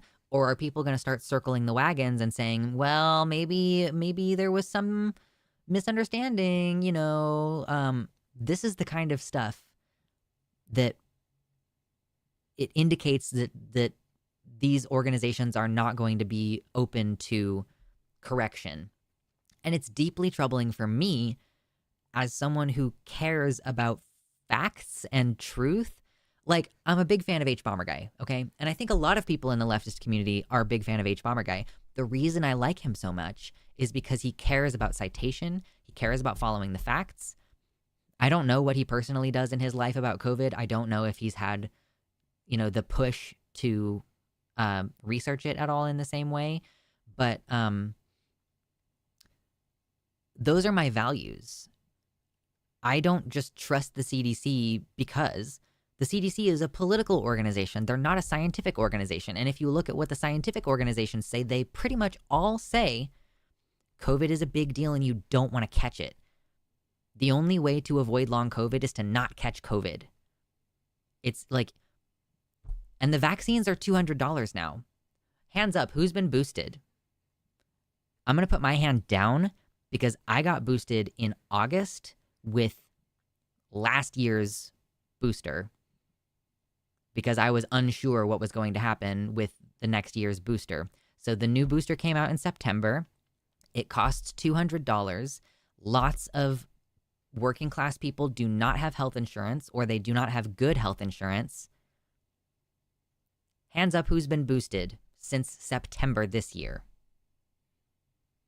Did you pay out of pocket? Did your insurance cover it?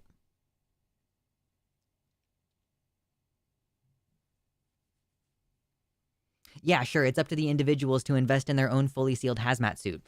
And that's something that really deeply bothers me. This idea of like, well, you can wear a mask if you want to. Okay, congrats on absorbing the capitalist mode of every problem is an individual problem. A couple of people got insurance to cover it.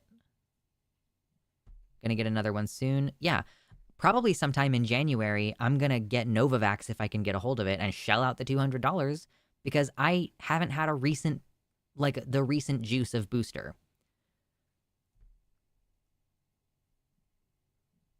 I tried getting boosted, but my doc didn't want to give it to me. Just decided, like, well, it's not your choice. It's my choice. It's like the flu vaccine. Give me the fucking vaccine. It's crazy to me that doctors can just decide for you that you don't get a vaccine.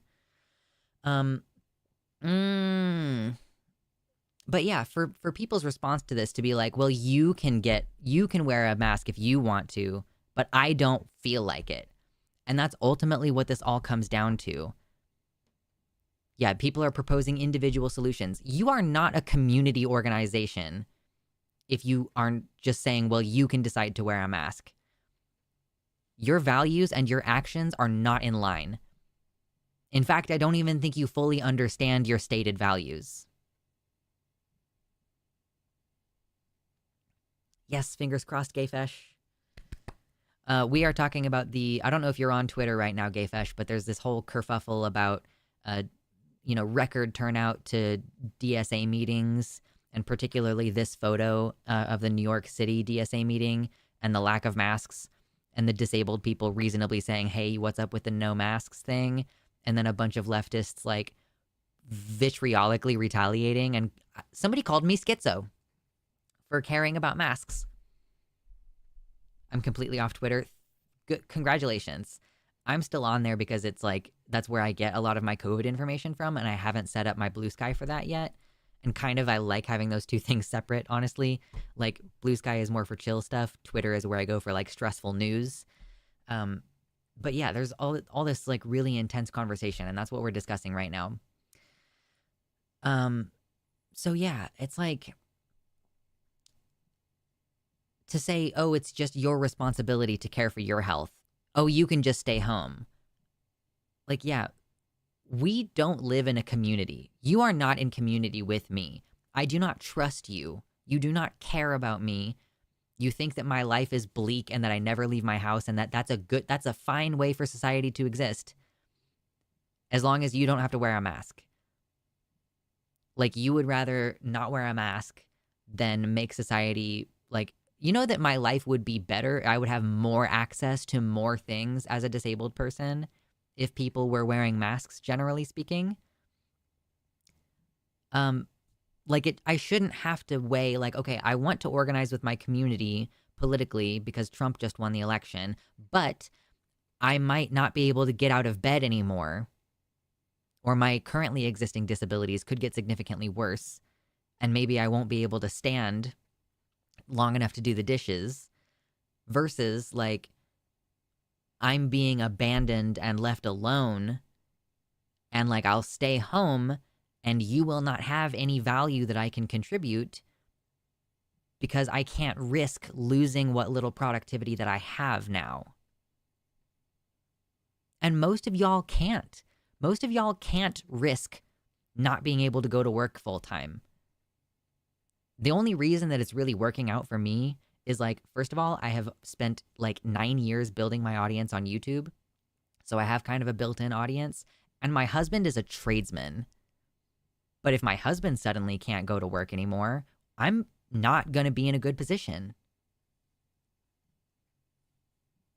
Most of you don't have a tradesman partner who, like, makes middle-class level money.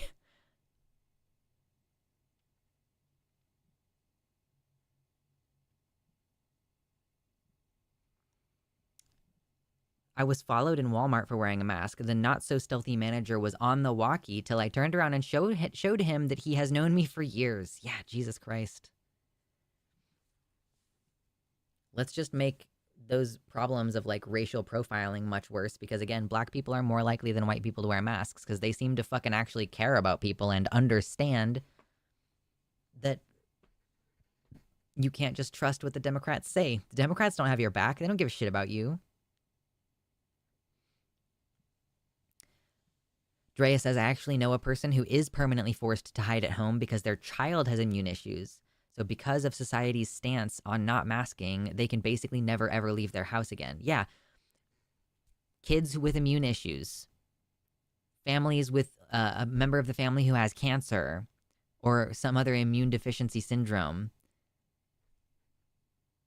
Like, yeah, y'all, by not masking, I don't mean y'all here, but like y'all on the Twitter picture, y'all are the reason why some people have to stay home forever. And I don't think that that's reasonable. Again, I don't think you can profess to be a leftist fundamentally if you're just like, I don't give a shit about disabled people. Like, I just don't care. I don't want you at my event. That's kind of what you're saying. You're saying, like, I don't want you in my event. I don't want you in my community. I don't want to organize with you. I don't care about your opinion. I don't care about your presence. I don't care about what value you could be contributing. Like, I think that this conversation is kind of insane. And I don't really know what to do with it except, like, it kind of seems like the thing that I need to do is just do my own thing. And I'll buy a house because my partner and I together can potentially afford it in a blue state with, financial assistance. And I'm going to garden and I'm going to make sure that I have food. And I'm going to vote locally. And maybe Seattle DSA requires high quality masks. I don't know if the Portland one does or if there's another one in the Willamette Valley. But it may be the case that I will have to drive 6 hours or whatever, take an entire day trip in order to build community with people who do stand by their values. Yeah, COVID hit the Black community really hard. Keeping in mind, folks, people who are assigned female at birth, people of color, and queer and trans people are more likely to have long-term complications. First of all those groups are more likely to be disabled already, and they are all more likely to have long COVID or have long-term complications from COVID. I think partially it's because, people who are assigned female are more likely to have long COVID because they have a higher, like a stronger inflammatory response during illness. And the inflammatory response is kind of what causes the COVID problems, it seems. But all of these groups are also groups that are under more stress. And stress increases the inflammatory response as well.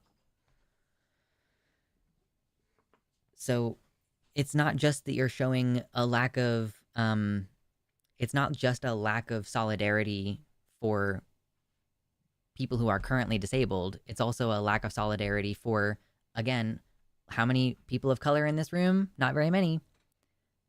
You're showing that you don't care about them because people of color, Black folks, are more likely to be harmed by COVID.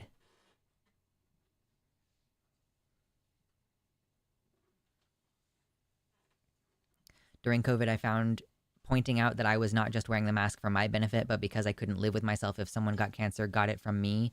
No one asks for cancer. Then again, no one asks to be disabled. Yeah. It's more than just people who are disabled.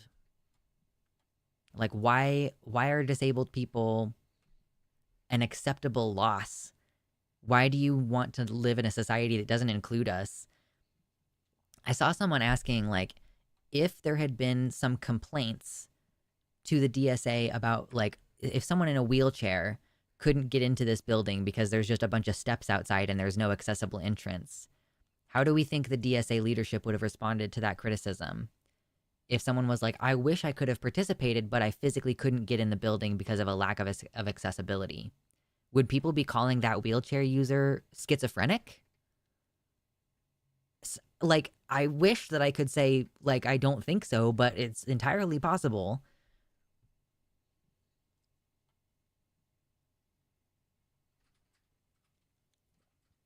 Jay says, many prehistoric humans were way more caring for their sick and disabled than modern Americans as a whole. There is evidence of ancient nomads caring for tribesmen with broken bones and paralysis, etc.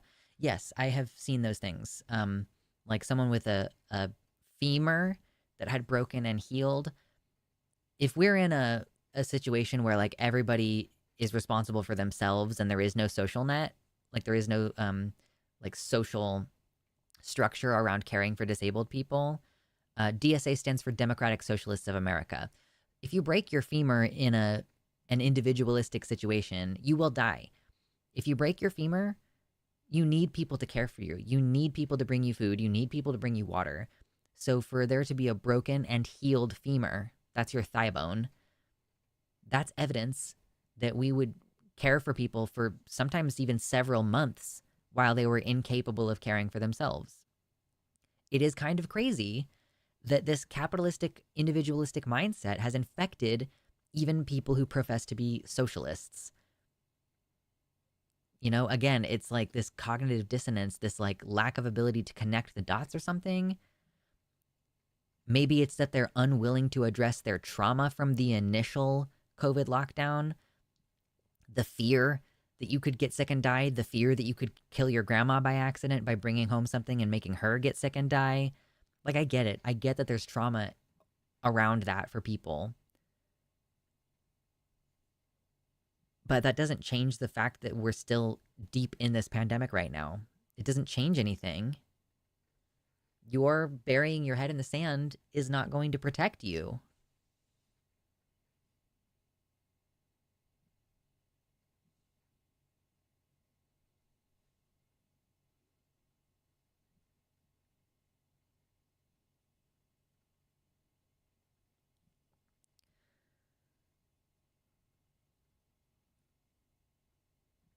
My mom spent a lot of my childhood in a wheelchair, and she has always been one flu away from death for most of my life. She was finally getting to the strongest I had ever seen her, and had lived almost 20 years past when her doctors had originally guessed, and now I feel like it's just a matter of time.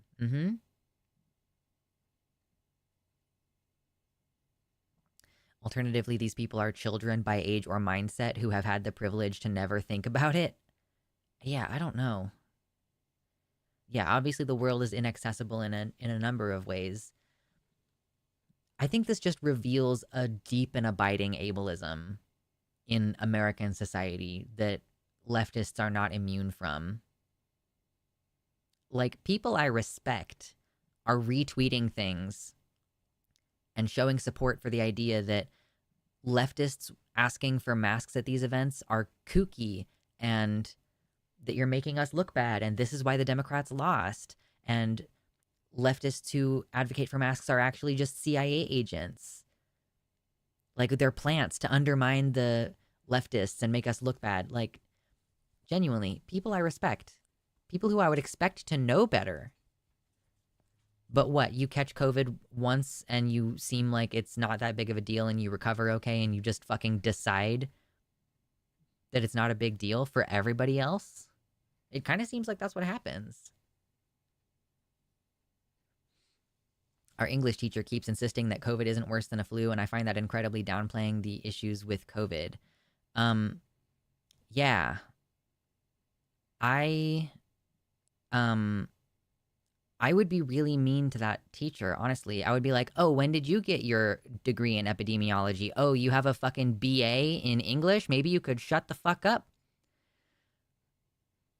Or like, do you want to start just spamming her email with scholarly articles about heart attack and fucking strokes that are directly linked to COVID?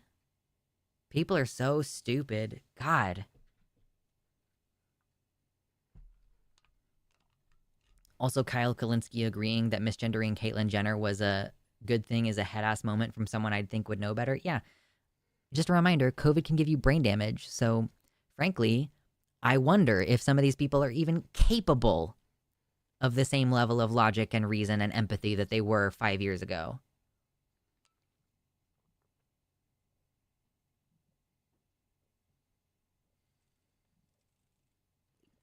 I caught COVID recently and it wasn't that bad, but it made me way more cautious about COVID precautions. Yeah. Over the years, the more that I've learned, I have been like more and more and more cautious. Like, the more I learn, the more I go, oh, I can't believe I used to take as many risks as I did. Like, that's crazy. But I was operating with the information that I had at the time, and now I know more.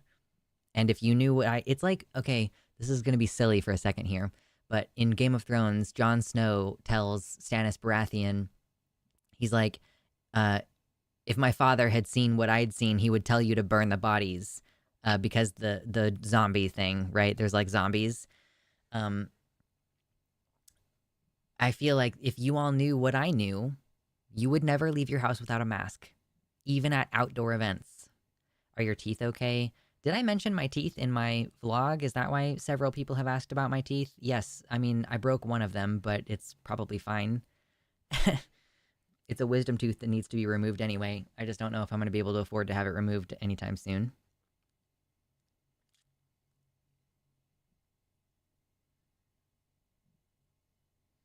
Learning to live with brain damage is a huge pain in the ass. Avoid at all costs. Truly.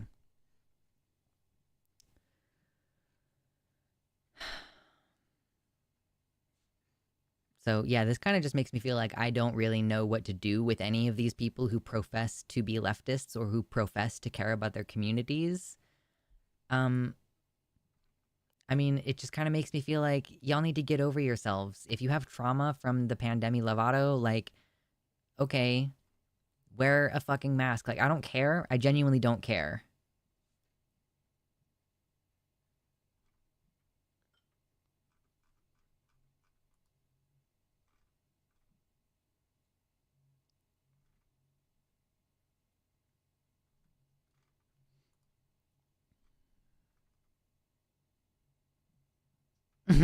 This is funny. DIY home renovation is my passion. It's a doorway that leads directly into stairs. And then this person said DSA meeting accessibility. True.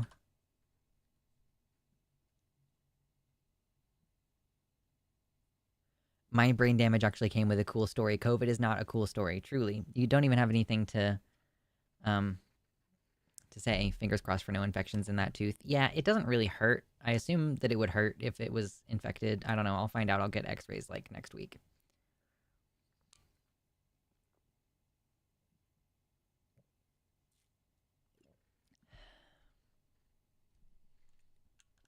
Got the flu and COVID vaccines for free through my university yesterday. High five, Fern. I'm glad that that was accessible to you. Dally Greaser says, this is how I feel about food prep after having done ServeSafe when I was still able to work. It's really frustrating having people not listen to your actual knowledge and experience. Yeah. Like what? You think that you know more than I do? You have this feeling like it's not that big of a deal to leave fucking chicken juice everywhere? I don't know, man. MLK Jr. warned about white liberals who seem like they are on your side. Yeah, I just didn't think that they were going to literally call themselves leftists. You know what I mean? It makes sense. The one person who I was talking to who had leftist in their bio, but who stated in conversation that they were a liberal, when I called them out for that, they were like, oh, you're right, I need to fix that. And then they fixed it. And I'm like, okay, well, now at least you're being fucking ideologically consistent. At least now you're not misrepresenting yourself and lying, basically, about your stated values. Excuse me. Oh my God. I'm so burpy. Immediately after I drink water, every time. Amethyst says, Moss, thank you for doing all the COVID activism and never stopping. I've boosted as much as possible, but I fell off on masking last year. Your vids got me wearing N95s at work for many months again. Thank you. That is really good to hear because it makes me feel like at least I'm not just like yelling to a group of people who already completely agree with me. Like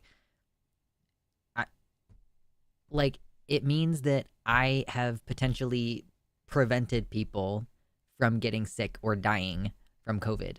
If you have changed your behavior because of something that I have said, like it means that my platform like is a good thing and it means something and it actually is potentially changing the world a little bit, even if it's just a handful of people who are more COVID safe now than they were 2 years ago.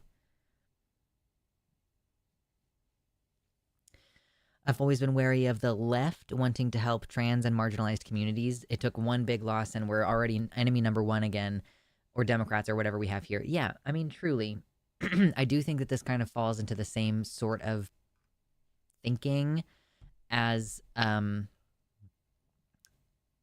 you know, these Democrats who are saying, well, maybe we need to drop the trans support that we have. Maybe we need to just go and like, I don't know. I don't really know what the Democratic plan is. Is it that are they going to just start touting right-wing beliefs? Like, are they going to start saying like, well, I mean, I guess some Democrats did do this. They were like, well, I don't want biological men in female sports. Like, okay. Yeah, you always want to have a fall guy ready. I'm gonna check out the Portland DSA, actually. Have they posted any pictures? Okay, they posted a picture from the back of the room from a November 10th meeting. Nearly 140 at our first post-election general meeting. Like, okay, I'm seeing that person's wearing a mask. That's one. These people, most of them are wearing masks. So it doesn't look like it's required, but it looks like this community just does more masking by default, which means, and several speakers, 2 of the 3 speakers I see up there are wearing masks, which means that if you're in Portland, it wouldn't take much pressure. And if you're in Portland, you're very close to Seattle. Seattle works with the mask block to distribute masks, so it would probably not be that hard to provide them and be like, yes, we're going to start making this a requirement. You have to wear a mask. If you don't have one, we will provide one. This is the kind of community that I want to be in. Those are people who actually give a shit about themselves, their own health, and each other. It's just crazy to me. Yeah, Democrats saying, we were too pro-trans is basically them saying, I don't believe in anything but taking the position that I think will gain me power, truly.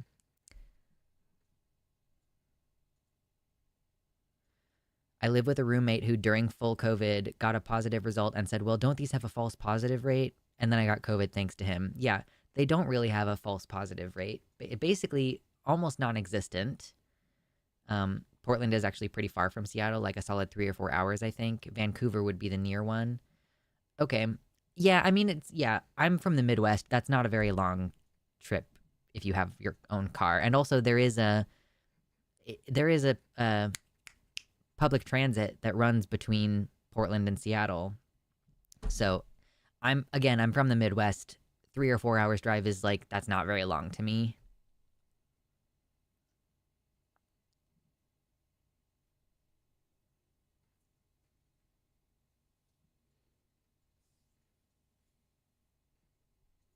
I feel like it's even more meaningful when masks are not mandated, but people wear them anyways. Yeah, I can understand that resonating. Like, we're doing this even though it's not required because we actually do give a shit about this community care. Vancouver, BC is 4 hours from Seattle. Oh, no, I know. Yes, I'm aware. They can't have false negatives, though. Yeah, you're way more likely to get a false negative than a false positive on a COVID test. I'm in Portland, and unfortunately, they don't even wear masks in hospitals. Yes. But I am saying that it's heartening that of the people who are calling themselves socialist, calling themselves leftists, these people at least care. So when we do community organizing, at least we know that we're less likely to get sick in these environments.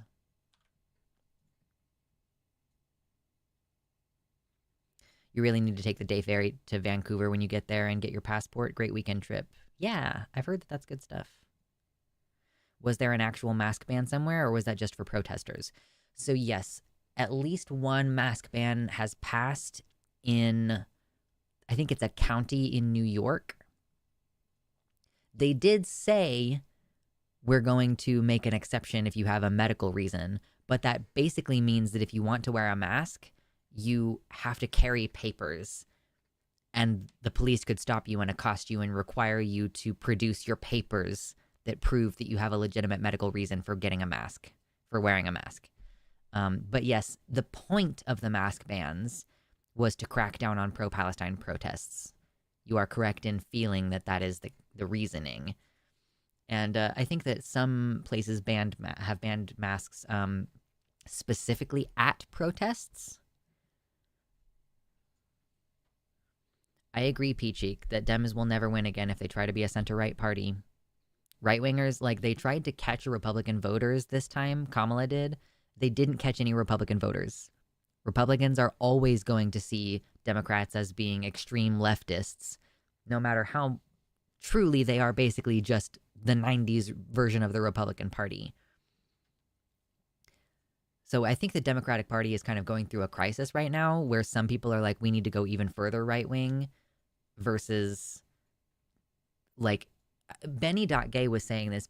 If y'all know Benny, she used to work for the Young Turks, and she doesn't anymore. She was basically saying that by necessity, the Democrats will have to support progressive policies and start going further to the left. But I don't actually know if that's going to happen. We would like to think that that's going to happen, but we just don't know.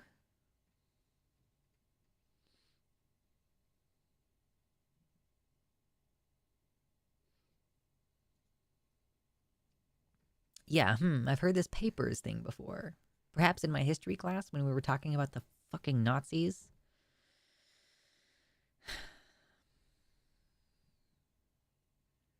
I agree. Yes, in a good country, the current Democratic Party would be considered the right-wing party and we would have an actual left-wing party, but we don't.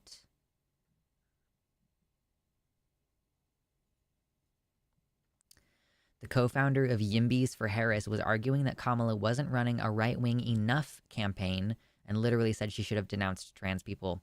Yeah, I don't understand. She literally, I don't think she even said the word transgender one time in her whole fucking thing.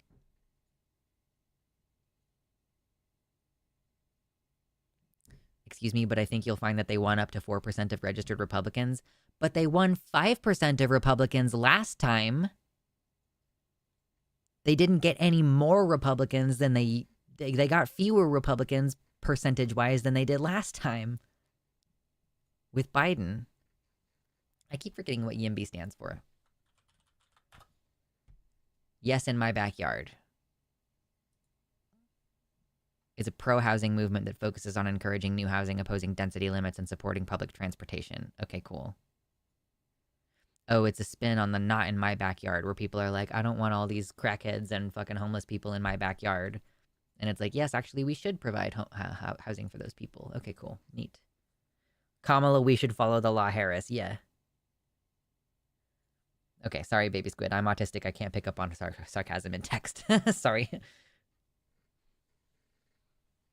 Yeah, when she was interviewed about trans healthcare, she said states' rights. Like she said, leave it to the states.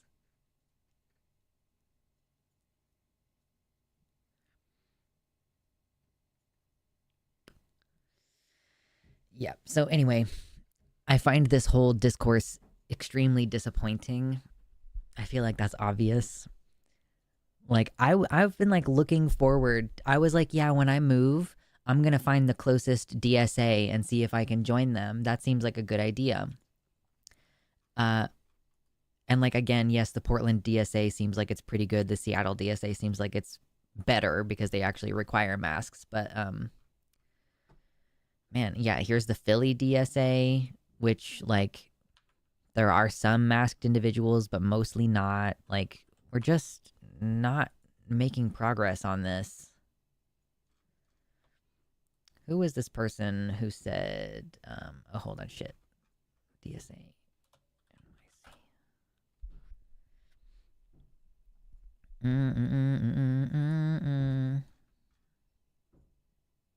Yeah, so this guy is supporting the Socialist Equality Party, where masks are provided free to all attendees and virtually everyone masks. I'm not familiar with the Socialist Equality Party.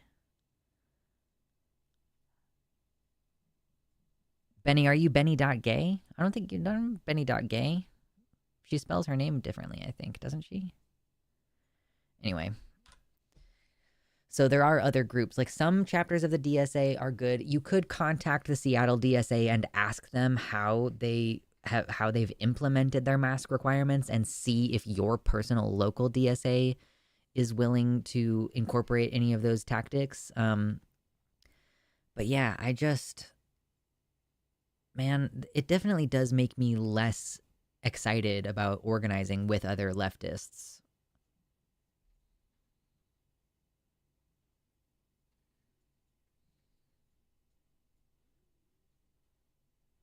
Like I said, if you think Harris lost because of policy, I don't think that analysis understands dick about how people actually vote. Yeah. I think it makes a lot of sense to just point out that most people vote for president based on vibes. They don't look at policy. They don't even really listen to what these people say. Yeah.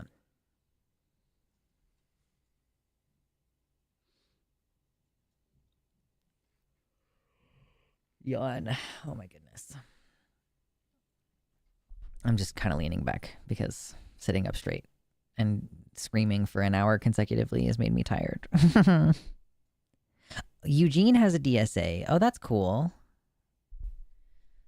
So there, yeah. So in the Willamette Valley, you've got Eugene, and there's Portland, and then if you want to travel all the way up to Seattle, obviously, if you live in Oregon and you want to organize, like, obviously Seattle is going to be talking about more specific Seattle and Washington oriented stuff.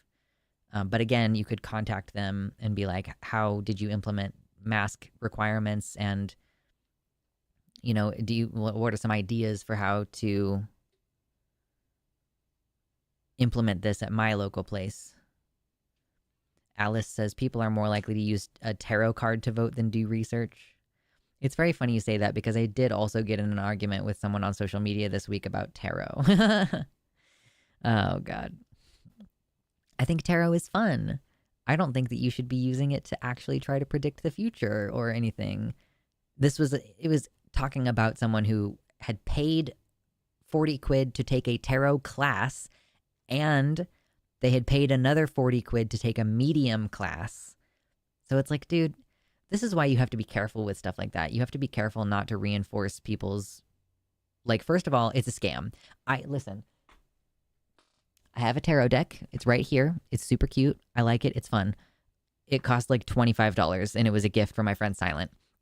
You can go on WikiHow. You can go on Google. You can go on Reddit and learn how to use it.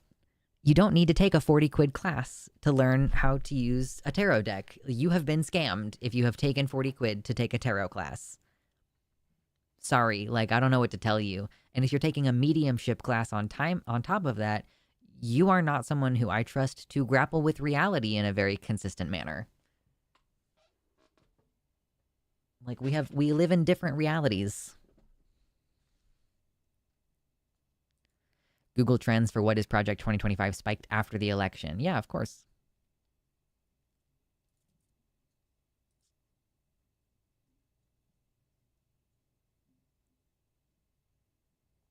They made a law against Indian caste systems in Seattle. Wow, is there like that many Indian?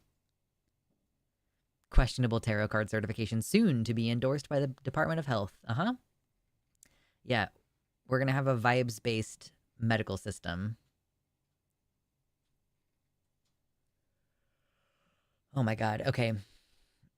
I think that I've beaten this dead horse enough. Is there something else that we should talk about? We still have 80 some odd viewers. Thank you very much for staying through that whole thing. I know I bitch a lot, but, you know, sometimes you have to.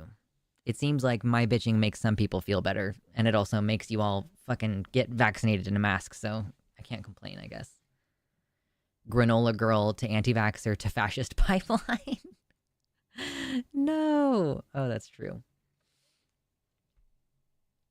Your bitching is justified and necessary in these times. Thank you. Oh, it's the tech industry in Seattle. There's a lot of South Asians. Okay, that makes sense. Man, now I'm really tired.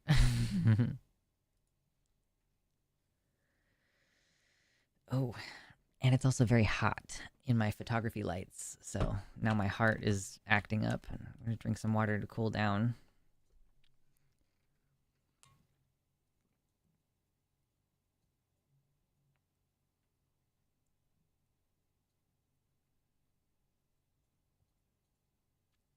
What's your favorite fish, like aesthetically or like to eat? I feel like that's a very open-ended question. Anyway, yeah, if there is something else serious that we can discuss, I still have like basically an hour until I'm supposed to like quit the stream. I typically go from 4 p.m. to 8 p.m. on Wednesdays, and it's almost 7 right now. So I still have an hour of time that I'm technically supposed to fill. Yes, okay, well, I don't think I really have a favorite fish to look at. I'm pretty ambivalent about fish. But my favorite fish to eat is probably salmon. Excuse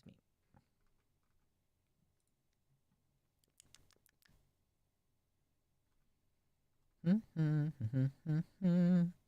Unironically, I like catfish. They're fun with their big bop, bop, bop, bop, bop mouths. They're pretty cool. Did you talk about how the blue states are giving the middle finger to Trump? In what manner, Alice? Is there a particular news article or something that I should check out? I think that I was just speaking to someone who said that Washington State, the governor of Washington, had just. Oh, yeah, Koi. Yes, I would say my favorite to look at is probably Koi. Um, anyway, I heard that Washington State governor had just reinforced that they're going to resist and repudiate Trump right-wing bullshit, basically promising that they're going to file a bunch of lawsuits against the Trump administration when they start trying to do fucky stuff that is counter to Washington state law. So I did hear about that, at least from, I was talking to someone who lives there, and they said that they felt good about where they live because they feel protected. I'm kind of assuming that that's going to be the case with Washington, Oregon, and California, that they're all going to do that. But I haven't gone and checked to see, like, what did the governor of California say or the governor of Oregon say?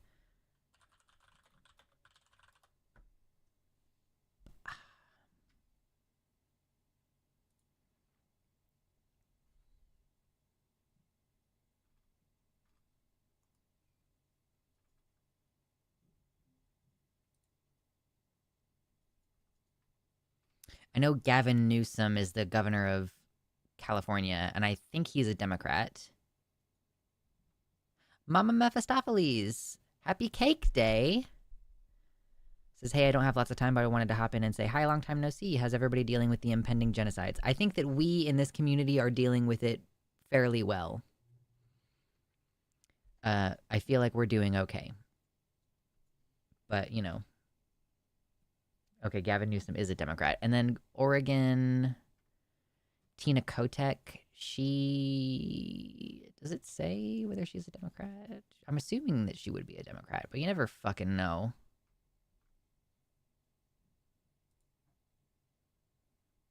But yes, she's a Democrat. Okay, so yeah, there's like a Democratic governor in all three of those states. Who is the governor of Washington, too? So Tina Kotek for Oregon, governor of Washington, Jay Inslee. Cool. Yeah. Yeah, Democratic. Mm-hmm. Oh, and he's married to a woman who didn't take his last name. Cool. That's neat.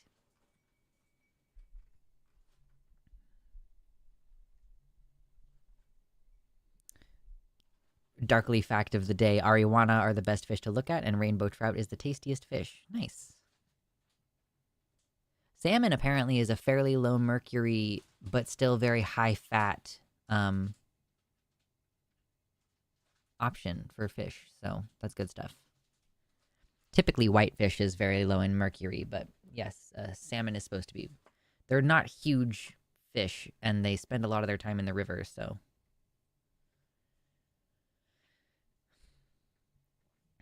I'm in the position where if I try and leave my current job, I will quickly become homeless, and if I try to stay, it will probably be illegal for me to exist. I thought you were living with your folks to save up money. I'm sorry. That's very stressful. How's your GoFundMe doing? Does your GoFundMe need a boost? Mama Mephistopheles is in Texas, which is obviously not a good place for trans people to be, and she has a GoFundMe, and I don't know if I'm going to be able to find it by just Googling it. I also always have a hard time finding your Twitter account for some reason. Mephi? If I search Mephi, am I going to get there? Nope. Why am I always having a hard time with this?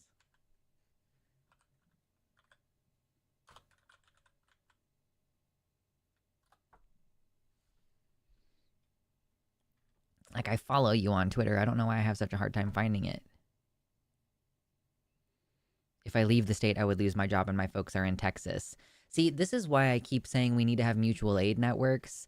It's like, we need to have queer people in Portland and Seattle who are like, yes, I will let you crash on my couch for a month while you find a job here.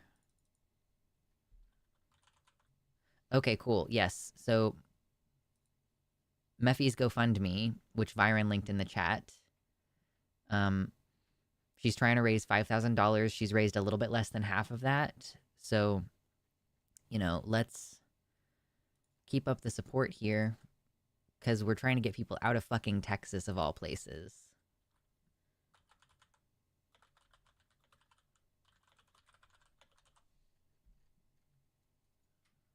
Okay, there we go.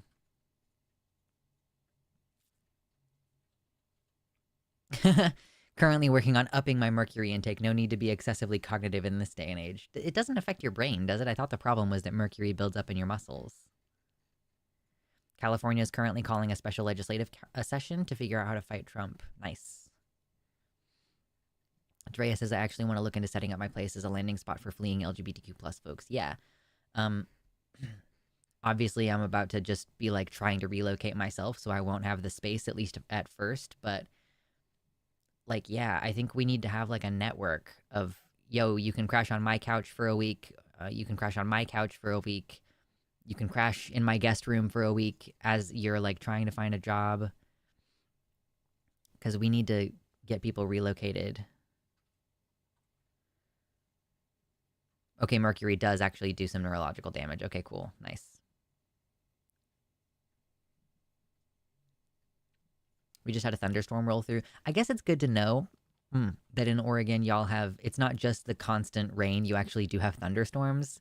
Because I guess I kind of assumed that it would be like just mildly pissing rain all the time without any of the fun rumblies and flashes.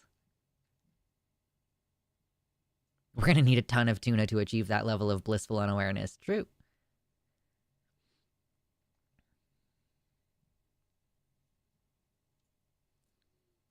Mick offers a room in Wisconsin if anybody's heading up to Wisconsin. There's something darkly comical about the fact that I work with homeless people who happily voted for Trump. Yeah, that is kind of weird. Although, again, to be fair, Democrats want to round up homeless people just as much as Trump does, apparently. Speaking of Gavin Newsom.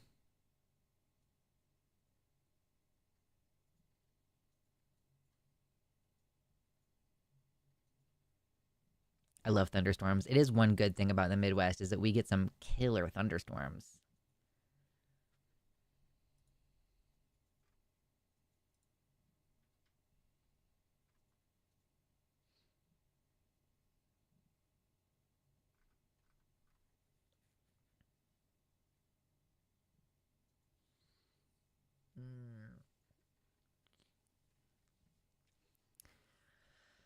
Don't forget, y'all. I'm trying to move 2,000 miles across the country. And I'm going to have to pay a lot of money for U-Haul gas. So I'm accepting donations directly through the website and also my GoFundMe. If you donate through my website, you'll find out what's in this box. This little box right here. What's in there? I don't know. Stitch was what was in the first box. We've got one box and we've got two boxes. What's in there? I don't know. You'd have to find out. I'll even lower the dono amount. You can find out what's in the box if we get to 200. Look at that. We only need like $85. Also support Mama Mephistopheles on GoFundMe because she needs it.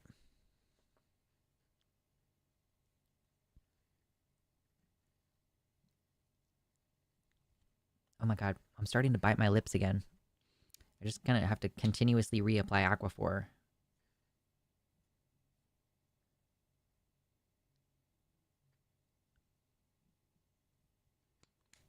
Okay.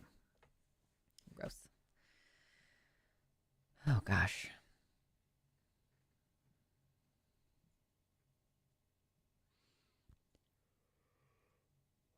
Oh my god, I really fucking blew my load for today's and for the energy for today's stream. I am so eepy now.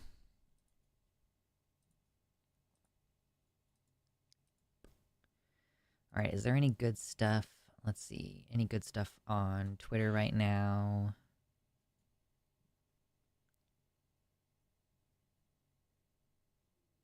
My worry is not the moving expenses, it's my bills afterward. Insurance and car payments and student loans means it's a struggle everywhere I go. Yeah. I guess it is good to say that, like,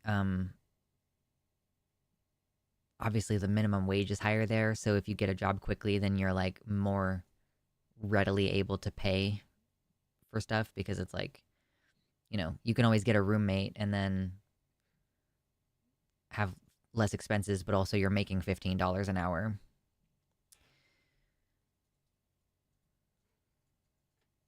Hail. Got a whole storm coming through. Hopefully the internet stays good. Yeah, fingers crossed.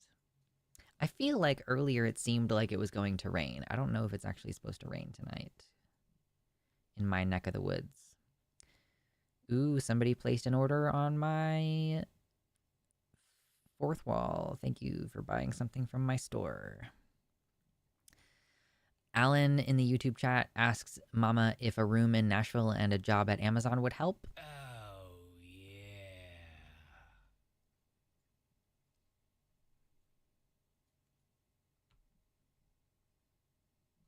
I don't see that post, Lord Byron. It's sometimes like when people post links in the chat, I don't actually see them.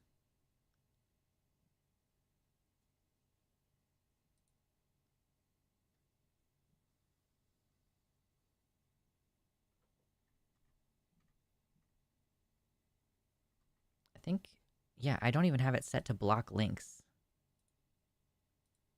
I don't know why it does that. Alice, thank you so much for the $20 super chat. That's very generous. This money is to rob a red state of a good person. Anarchy. Nice. Yes, thank you. I very much appreciate that. YouTube does take 30% of the chat donations through super chat, but I still very much appreciate that. It's going to help offset the fact that I don't make as much money in ads nowadays. I mean, no offense, but if I move, I'm not going to Tennessee. I was going to say, like, that's the opposite direction of where I would want to move.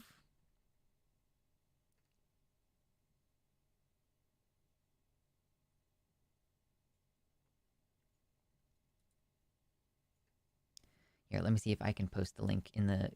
I can post the link, though. Hold on. Let me find it. Let me open it back up again. I can post the link in the YouTube chat.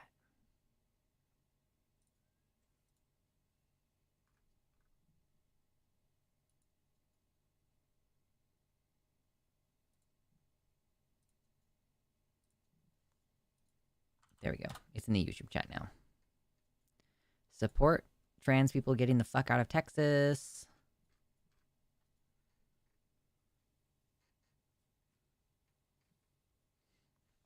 Oh, it's spooky when a lightning strike hits your hits a transformer not too far away from you.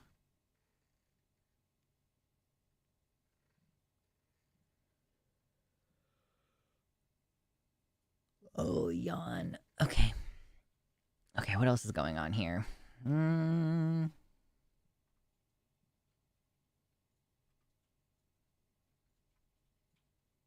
Excuse me.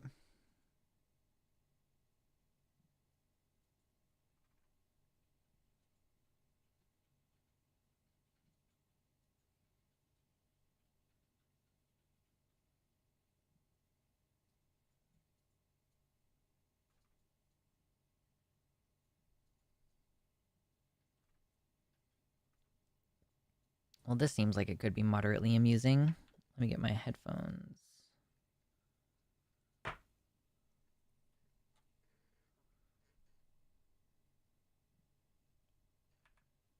I'm not sure how this is going to come out audio-wise, so... I think it's great that People has dominated or announced that a trans male can be the sexiest one alive.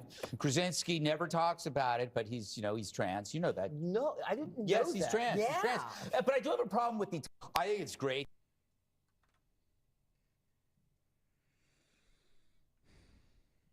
Lord have mercy on us all. Apparently, John Krasinski is trans. Apparently.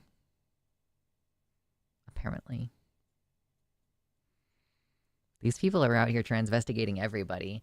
Literally, like, John Krasinski has been in movies where you can see his whole chest. He does not have top surgery scars, my dude.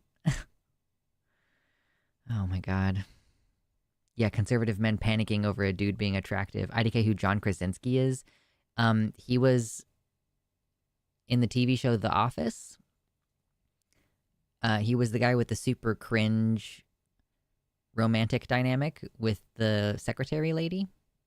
and the like antagonistic relationship with Dwight. That's John Krasinski. He's gotten super buff in the past few years, so apparently he's the sexiest man alive. But I just like really he's all right. I guess he's trans now. We're claiming him. He's one of ours.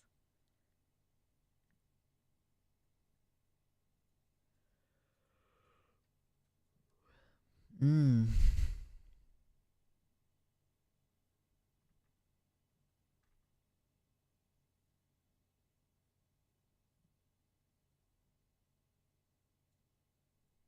Trump's anti-trans ads feature Iman Khalif. The shit's mainstream AF now. I heard recently that apparently Iman was confirmed to have XY chromosomes, but again, that just means that she has like androgen insensitivity or something. Like it doesn't mean that she's trans. It just means she's intersex, which we already like. I think it was like reasonably acceptable for people with differences of sex development to compete. I don't know. It sort of depends. If you ever see lightning strike a transformer, call your local power company and let them assess it for damage as soon as possible. True. I thought that it was something super recent where she was confirmed to have XY chromosomes, but I don't actually know, or if that was just something lingering from like earlier in the discussion. Again, it would not be a big deal if she was intersex. Who fucking cares?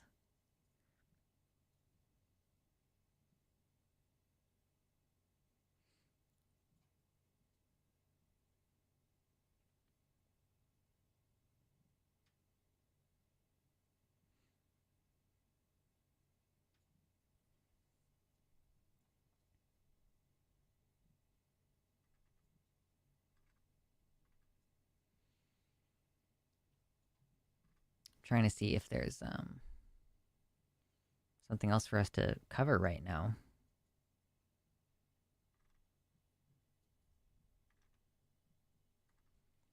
Anybody have any conversation topics?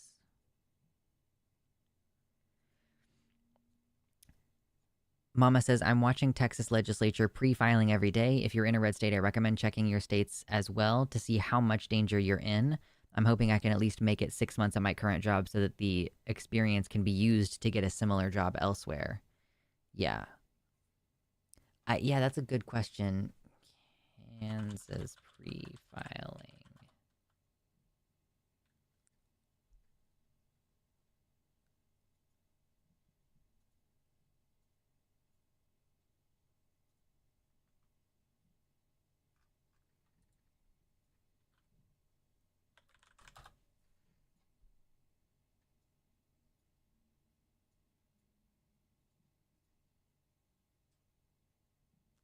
You could stream playing Animal Crossing or something. No.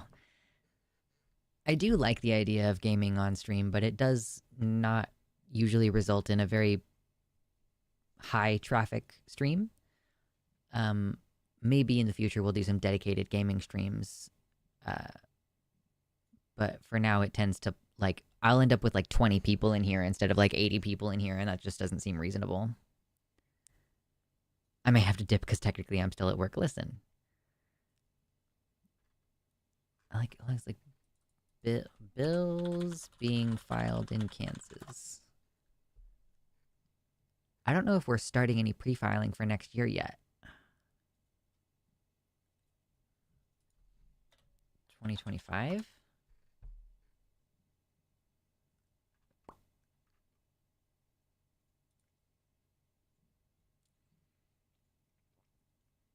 Is Smuggy Chat still a regular occurrence after my absence? Not very often.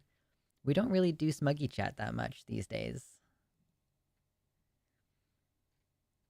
I think like my demisexuality means that like I don't really, and also like I recently got a new form of birth control and my fucking libido has plummeted.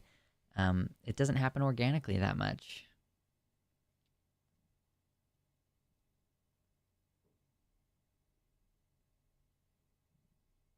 Later, mama.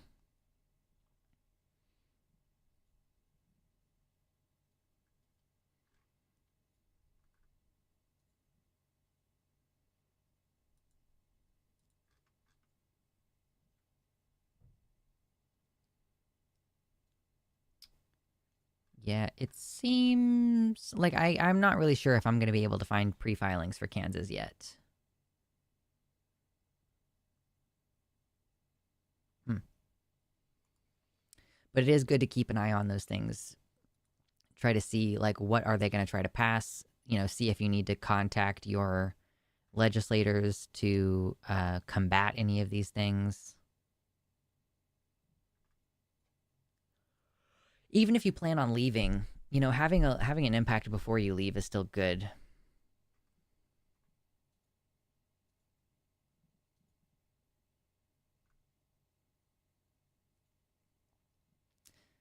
Seems like people are having conversations about, like, if RFK Jr. is appointed Secretary of Health, then we might no longer have fluoridated water or vaccines, and raw milk might be more available, which seems bad.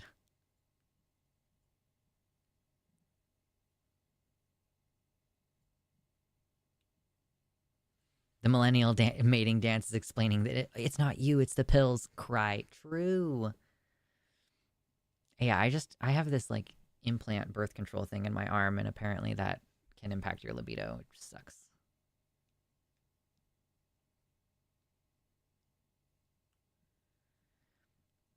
Jocelyn, I haven't seen any of your comments being held for review for me to confirm them. If you're posting links, the YouTube algorithm stuff stops you from posting.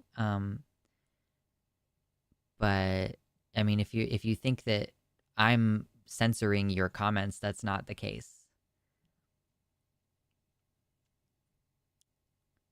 Typically, if someone cusses or something, it shows up as a little, like, do you want to let this message go through or not?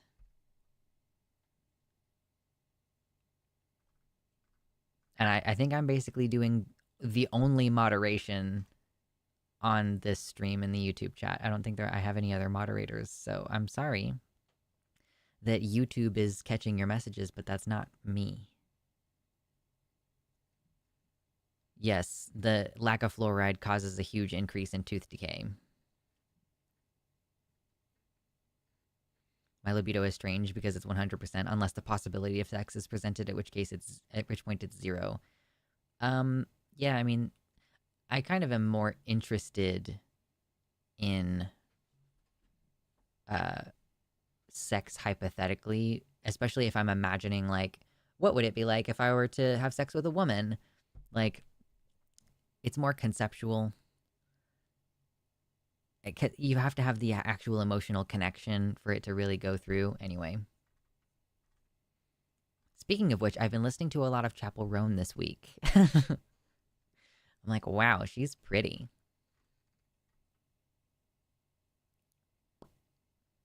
Am I following Bugs Matrix on Blue Sky? I love how all my moods are going to Blue Sky.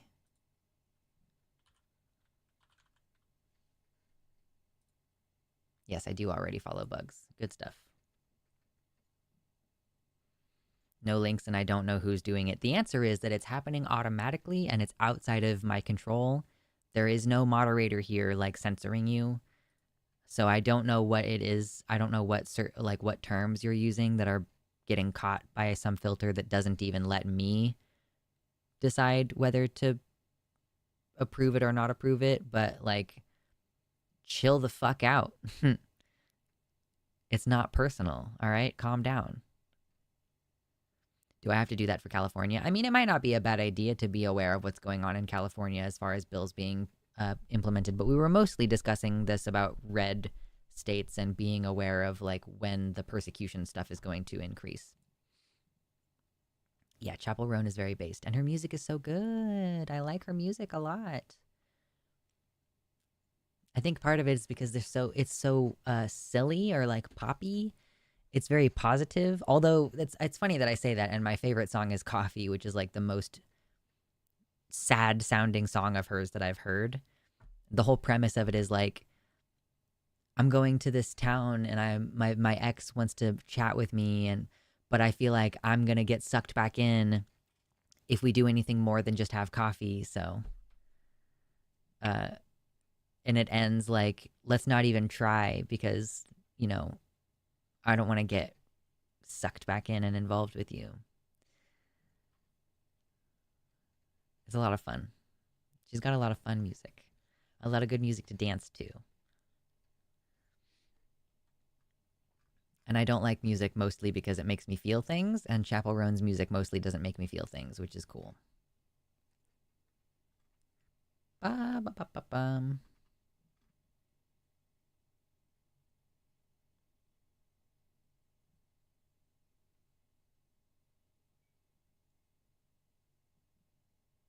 True. Bean Cream Tween. Fascinating name. It's easy for ideas to be sexy because they are simple / isolated things. They don't have hidden danger. With people, I need trust, understanding, and familiarity before I find out if they're sexy. Basically, demisexuality. Yeah, that sounds familiar to me. I also think that this is the case for a lot of kinks. I think a lot of kinks sound better. Like, I've heard stories of, like, someone got in touch with a sex worker because they wanted to try something extreme, like something to do with bodily excretions.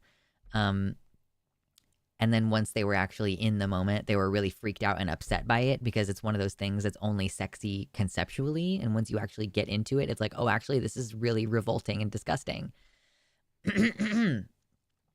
You know, like I have things that I have thought are sexy. And then I'm like, but if I was actually in that situation, I think I would be really upset. You know what I'm saying?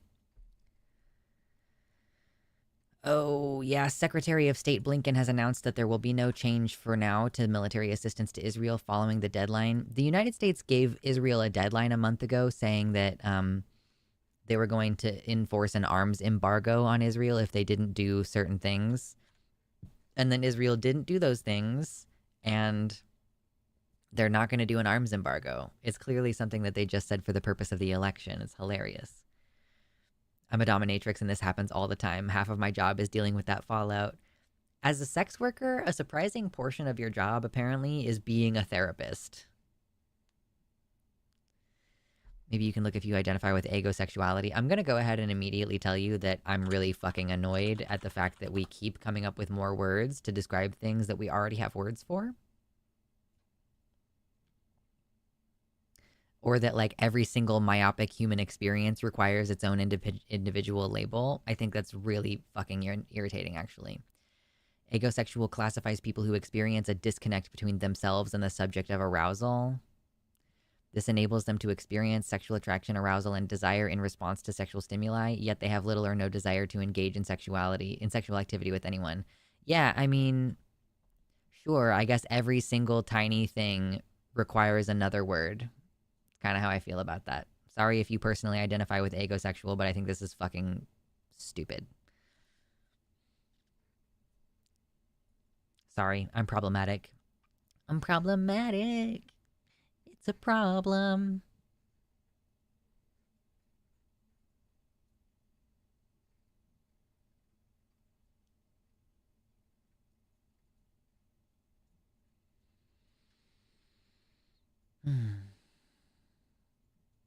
TBH, I think it's weird how people think Trump would be worse for the genocide when Biden never showed any hints of actually pushing back. Essentially, they are the same. Yeah, I can kind of agree with that.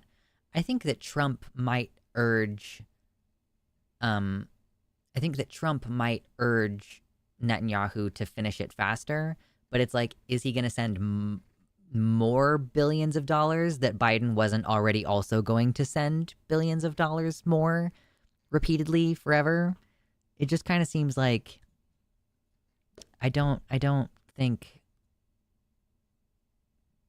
see how it can be worse for them. You know what I mean? Like, it's hard to imagine how it can be worse if we're still sending bombs and billions of dollars and shit.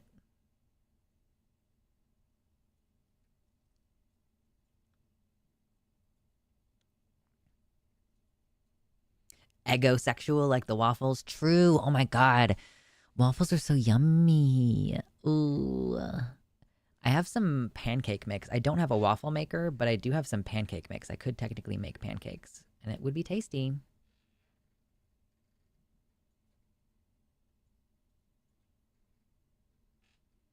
Two wings of the same bird. Troop. Troop.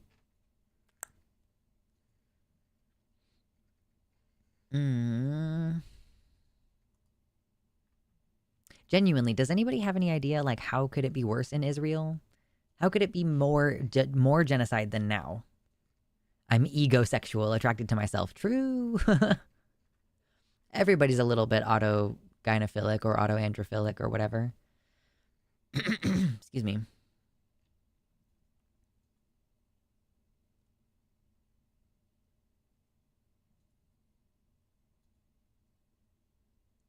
Pancakes and waffles is a great sex move. I don't know that sex move. I don't know what's up with that. Oh, dude, I think I'm going to film tomorrow. I'm so excited. Ooh, I'm going to film my next essay tomorrow. Ooh.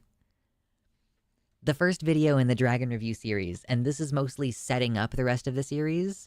So in this one, I'm not actually reviewing a movie. We do talk about a movie in it, but I'm not like reviewing that movie. It's mostly using it as a reference point to like establish some of the criteria that I'm going to be talking about.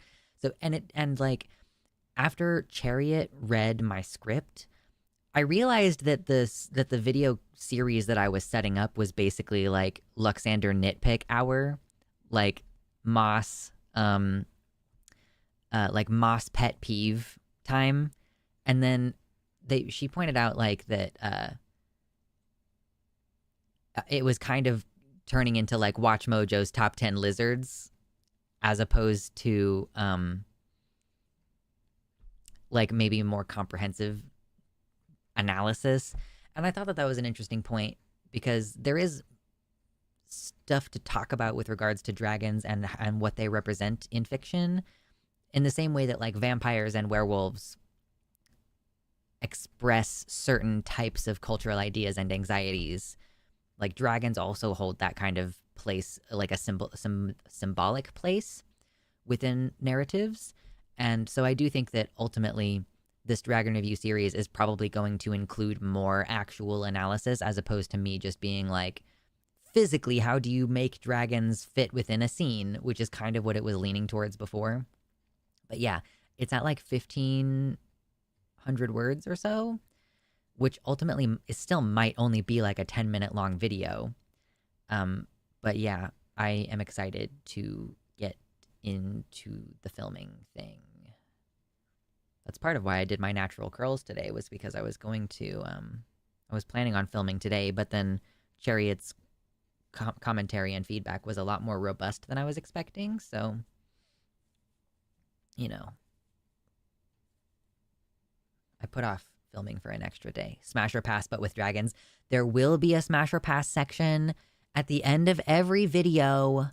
I don't know why you people want this, but I'm doing it for you. I'm going to talk about like, okay, here is the dragon realistic? And then what kind of message does the movie have? What is the dragon trying to communicate to us in the narrative? And then a fucking smash or pass section at the end. Have I played Baldur's Gate 3? No, I have not played Baldur's Gate 3. I recently got back into World of Warcraft Classic with my partner, and that's kind of the only video game I've been playing lately. I've always wondered why Western dragons and reptilian monsters are historically associated with greed. I don't know that I have a reason why that is. There's kind of this evolution where initially dragons in Western media, I literally, look at this. Hold on, where is it? I'm literally in the middle of reading someone's thesis. And it will be linked in the video description because I referenced this a decent amount. But like, I'm literally reading someone's doctoral thesis. I'm pretty sure this is like someone's thesis for getting a PhD in fucking English or something. I don't know. But anyway, it seems as though at first, like originally, dragons kind of represented chaos, or they kind of represented a disruption of hospitality. So like anti-hierarchical and anti-hospitality chaos. Because obviously hospitality is like a closely held value in some cultures, and especially like back then. This thesis describes it as an Indo-Iranian cultures that have this anti-hierarchical and anti-hospitality chaos. And I think that Greece or sorry, I think that greed, I just read the word grease. Sorry. I think that greed also kind of falls into that, or like any kind of antisocial sins, you could say, any antisocial behavior or attitudes is kind of what the dragon came to embody. And if, yeah, obviously there's a rich history, and we are looking at dragons in cinema, and that's all. So the furthest back I'm going is 1924. So any symbolism of dragons that we talk about is going to have like a much more modern, like, excuse me, obviously they're going to have elements of this. You've got Smaug, who embodies greed, and like some dragons are associated with pride or envy. Like she describes here in this that I can't remember her name. Sorry, that dragons in literature evolve into a symbol of power or vice, perhaps. So that's what we're kind of dealing with now. I think that in the modern era, like currently, right now, if you're looking at House of the Dragon and Game of Thrones, dragons just represent like raw, unbridled power. It's the equivalent of like nuclear war. So like it's kind of more expressing our anxiety about who you can trust with ultimate power. So anyway, we've got symbolism, we've got lots of fun things. Obviously, we're looking at some movies from like the 70s and 80s as well, so we're not going to be stuck in the modern era. And I don't even really have a plan for like what order I'm going to cover things in. I'm probably going to start with movies first, and then TV shows might come later. I'm not really going to cover books, I don't think, for this series. I definitely want to focus on like cinema.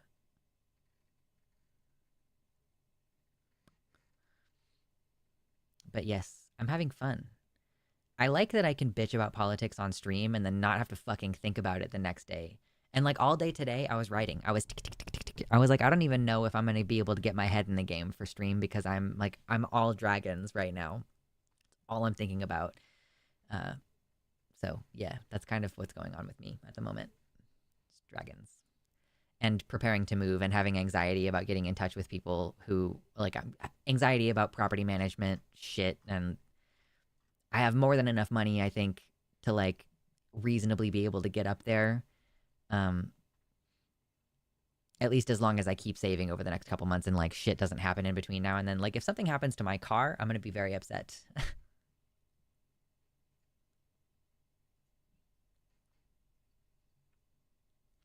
Noah Darkly Yours says that Aifurita is an anime and there's dragon anal in the first few episodes. It's considered PG-13. Wow. Interesting. I'm also mostly going to be focusing on like, oh my god, what's the word I'm looking for? I'm not going to do cartoon dragons. At first, at least. I want to do ones that are like in a real world situation. Live action, I think is the word that I'm looking for. And obviously, like with, if it's something like How to Train Your Dragon, I don't know if I'm gonna, first of all, I'm not gonna watch the show. That's not gonna happen. I'm gonna base it off of the movies and that's it. But like, am I gonna do each individual dragon, or am I just gonna kind of make one long video talking about all of them? But like, yeah, and I also like, it's just not a high priority. I wanna focus more on live action ones. Although I do think obviously How to Train Your Dragon is an obvious thing to reach for.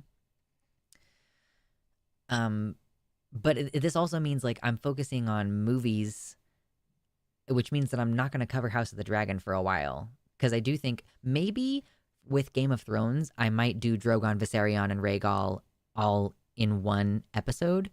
Because they're all very similar to each other. Like basically they all look the same. And they all have the same like symbolism and stuff.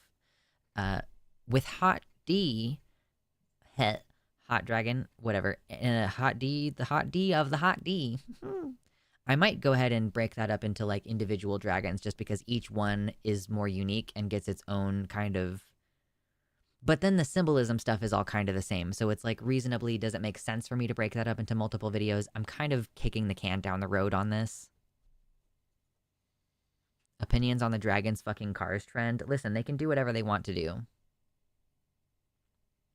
Dragons symbolize the fragile human ego, reminding us we're not as powerful or special as we think. Sure, I mean, like, this thesis does kind of touch on the idea that dragons represent, or they used to represent, like, unstoppable natural forces that, like, human beings are powerless before.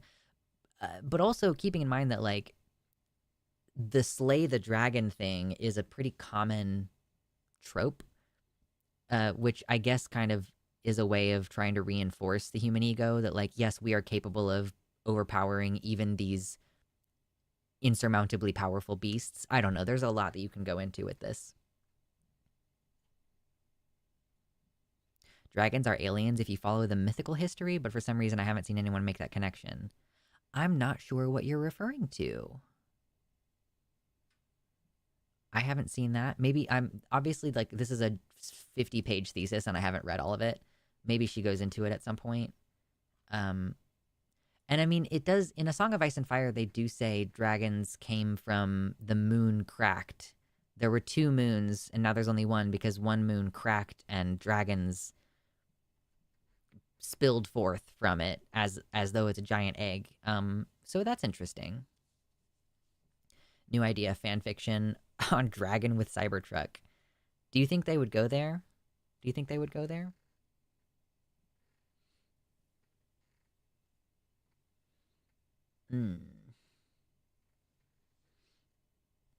Why hair are you so much prettier on this side? I don't like it. I've got like a Farrah Fawcett thing going on right now, except I don't have bangs. Oh my god. Okay, guys, I think I might go ahead and call it a little bit early tonight.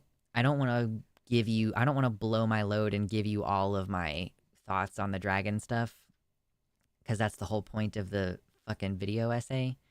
But yeah, I'm excited. I'm going to film it tomorrow, I think.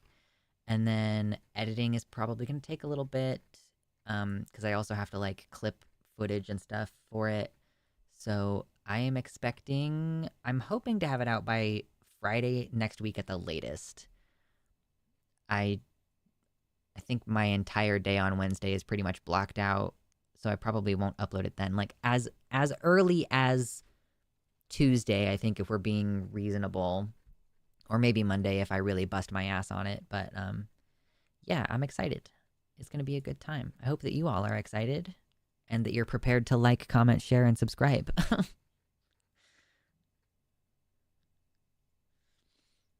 All right. I'm going to go ahead and call it there. I appreciate everybody. Thank you for your very generous donations. Thank you for your active participation in the conversation today. Thanks for making it a bumpin' stream, y'all. And I will plan to see you all on Sunday. Will the Dragon vid be premiere or live stream? I think it probably would be a good idea to do them as premieres.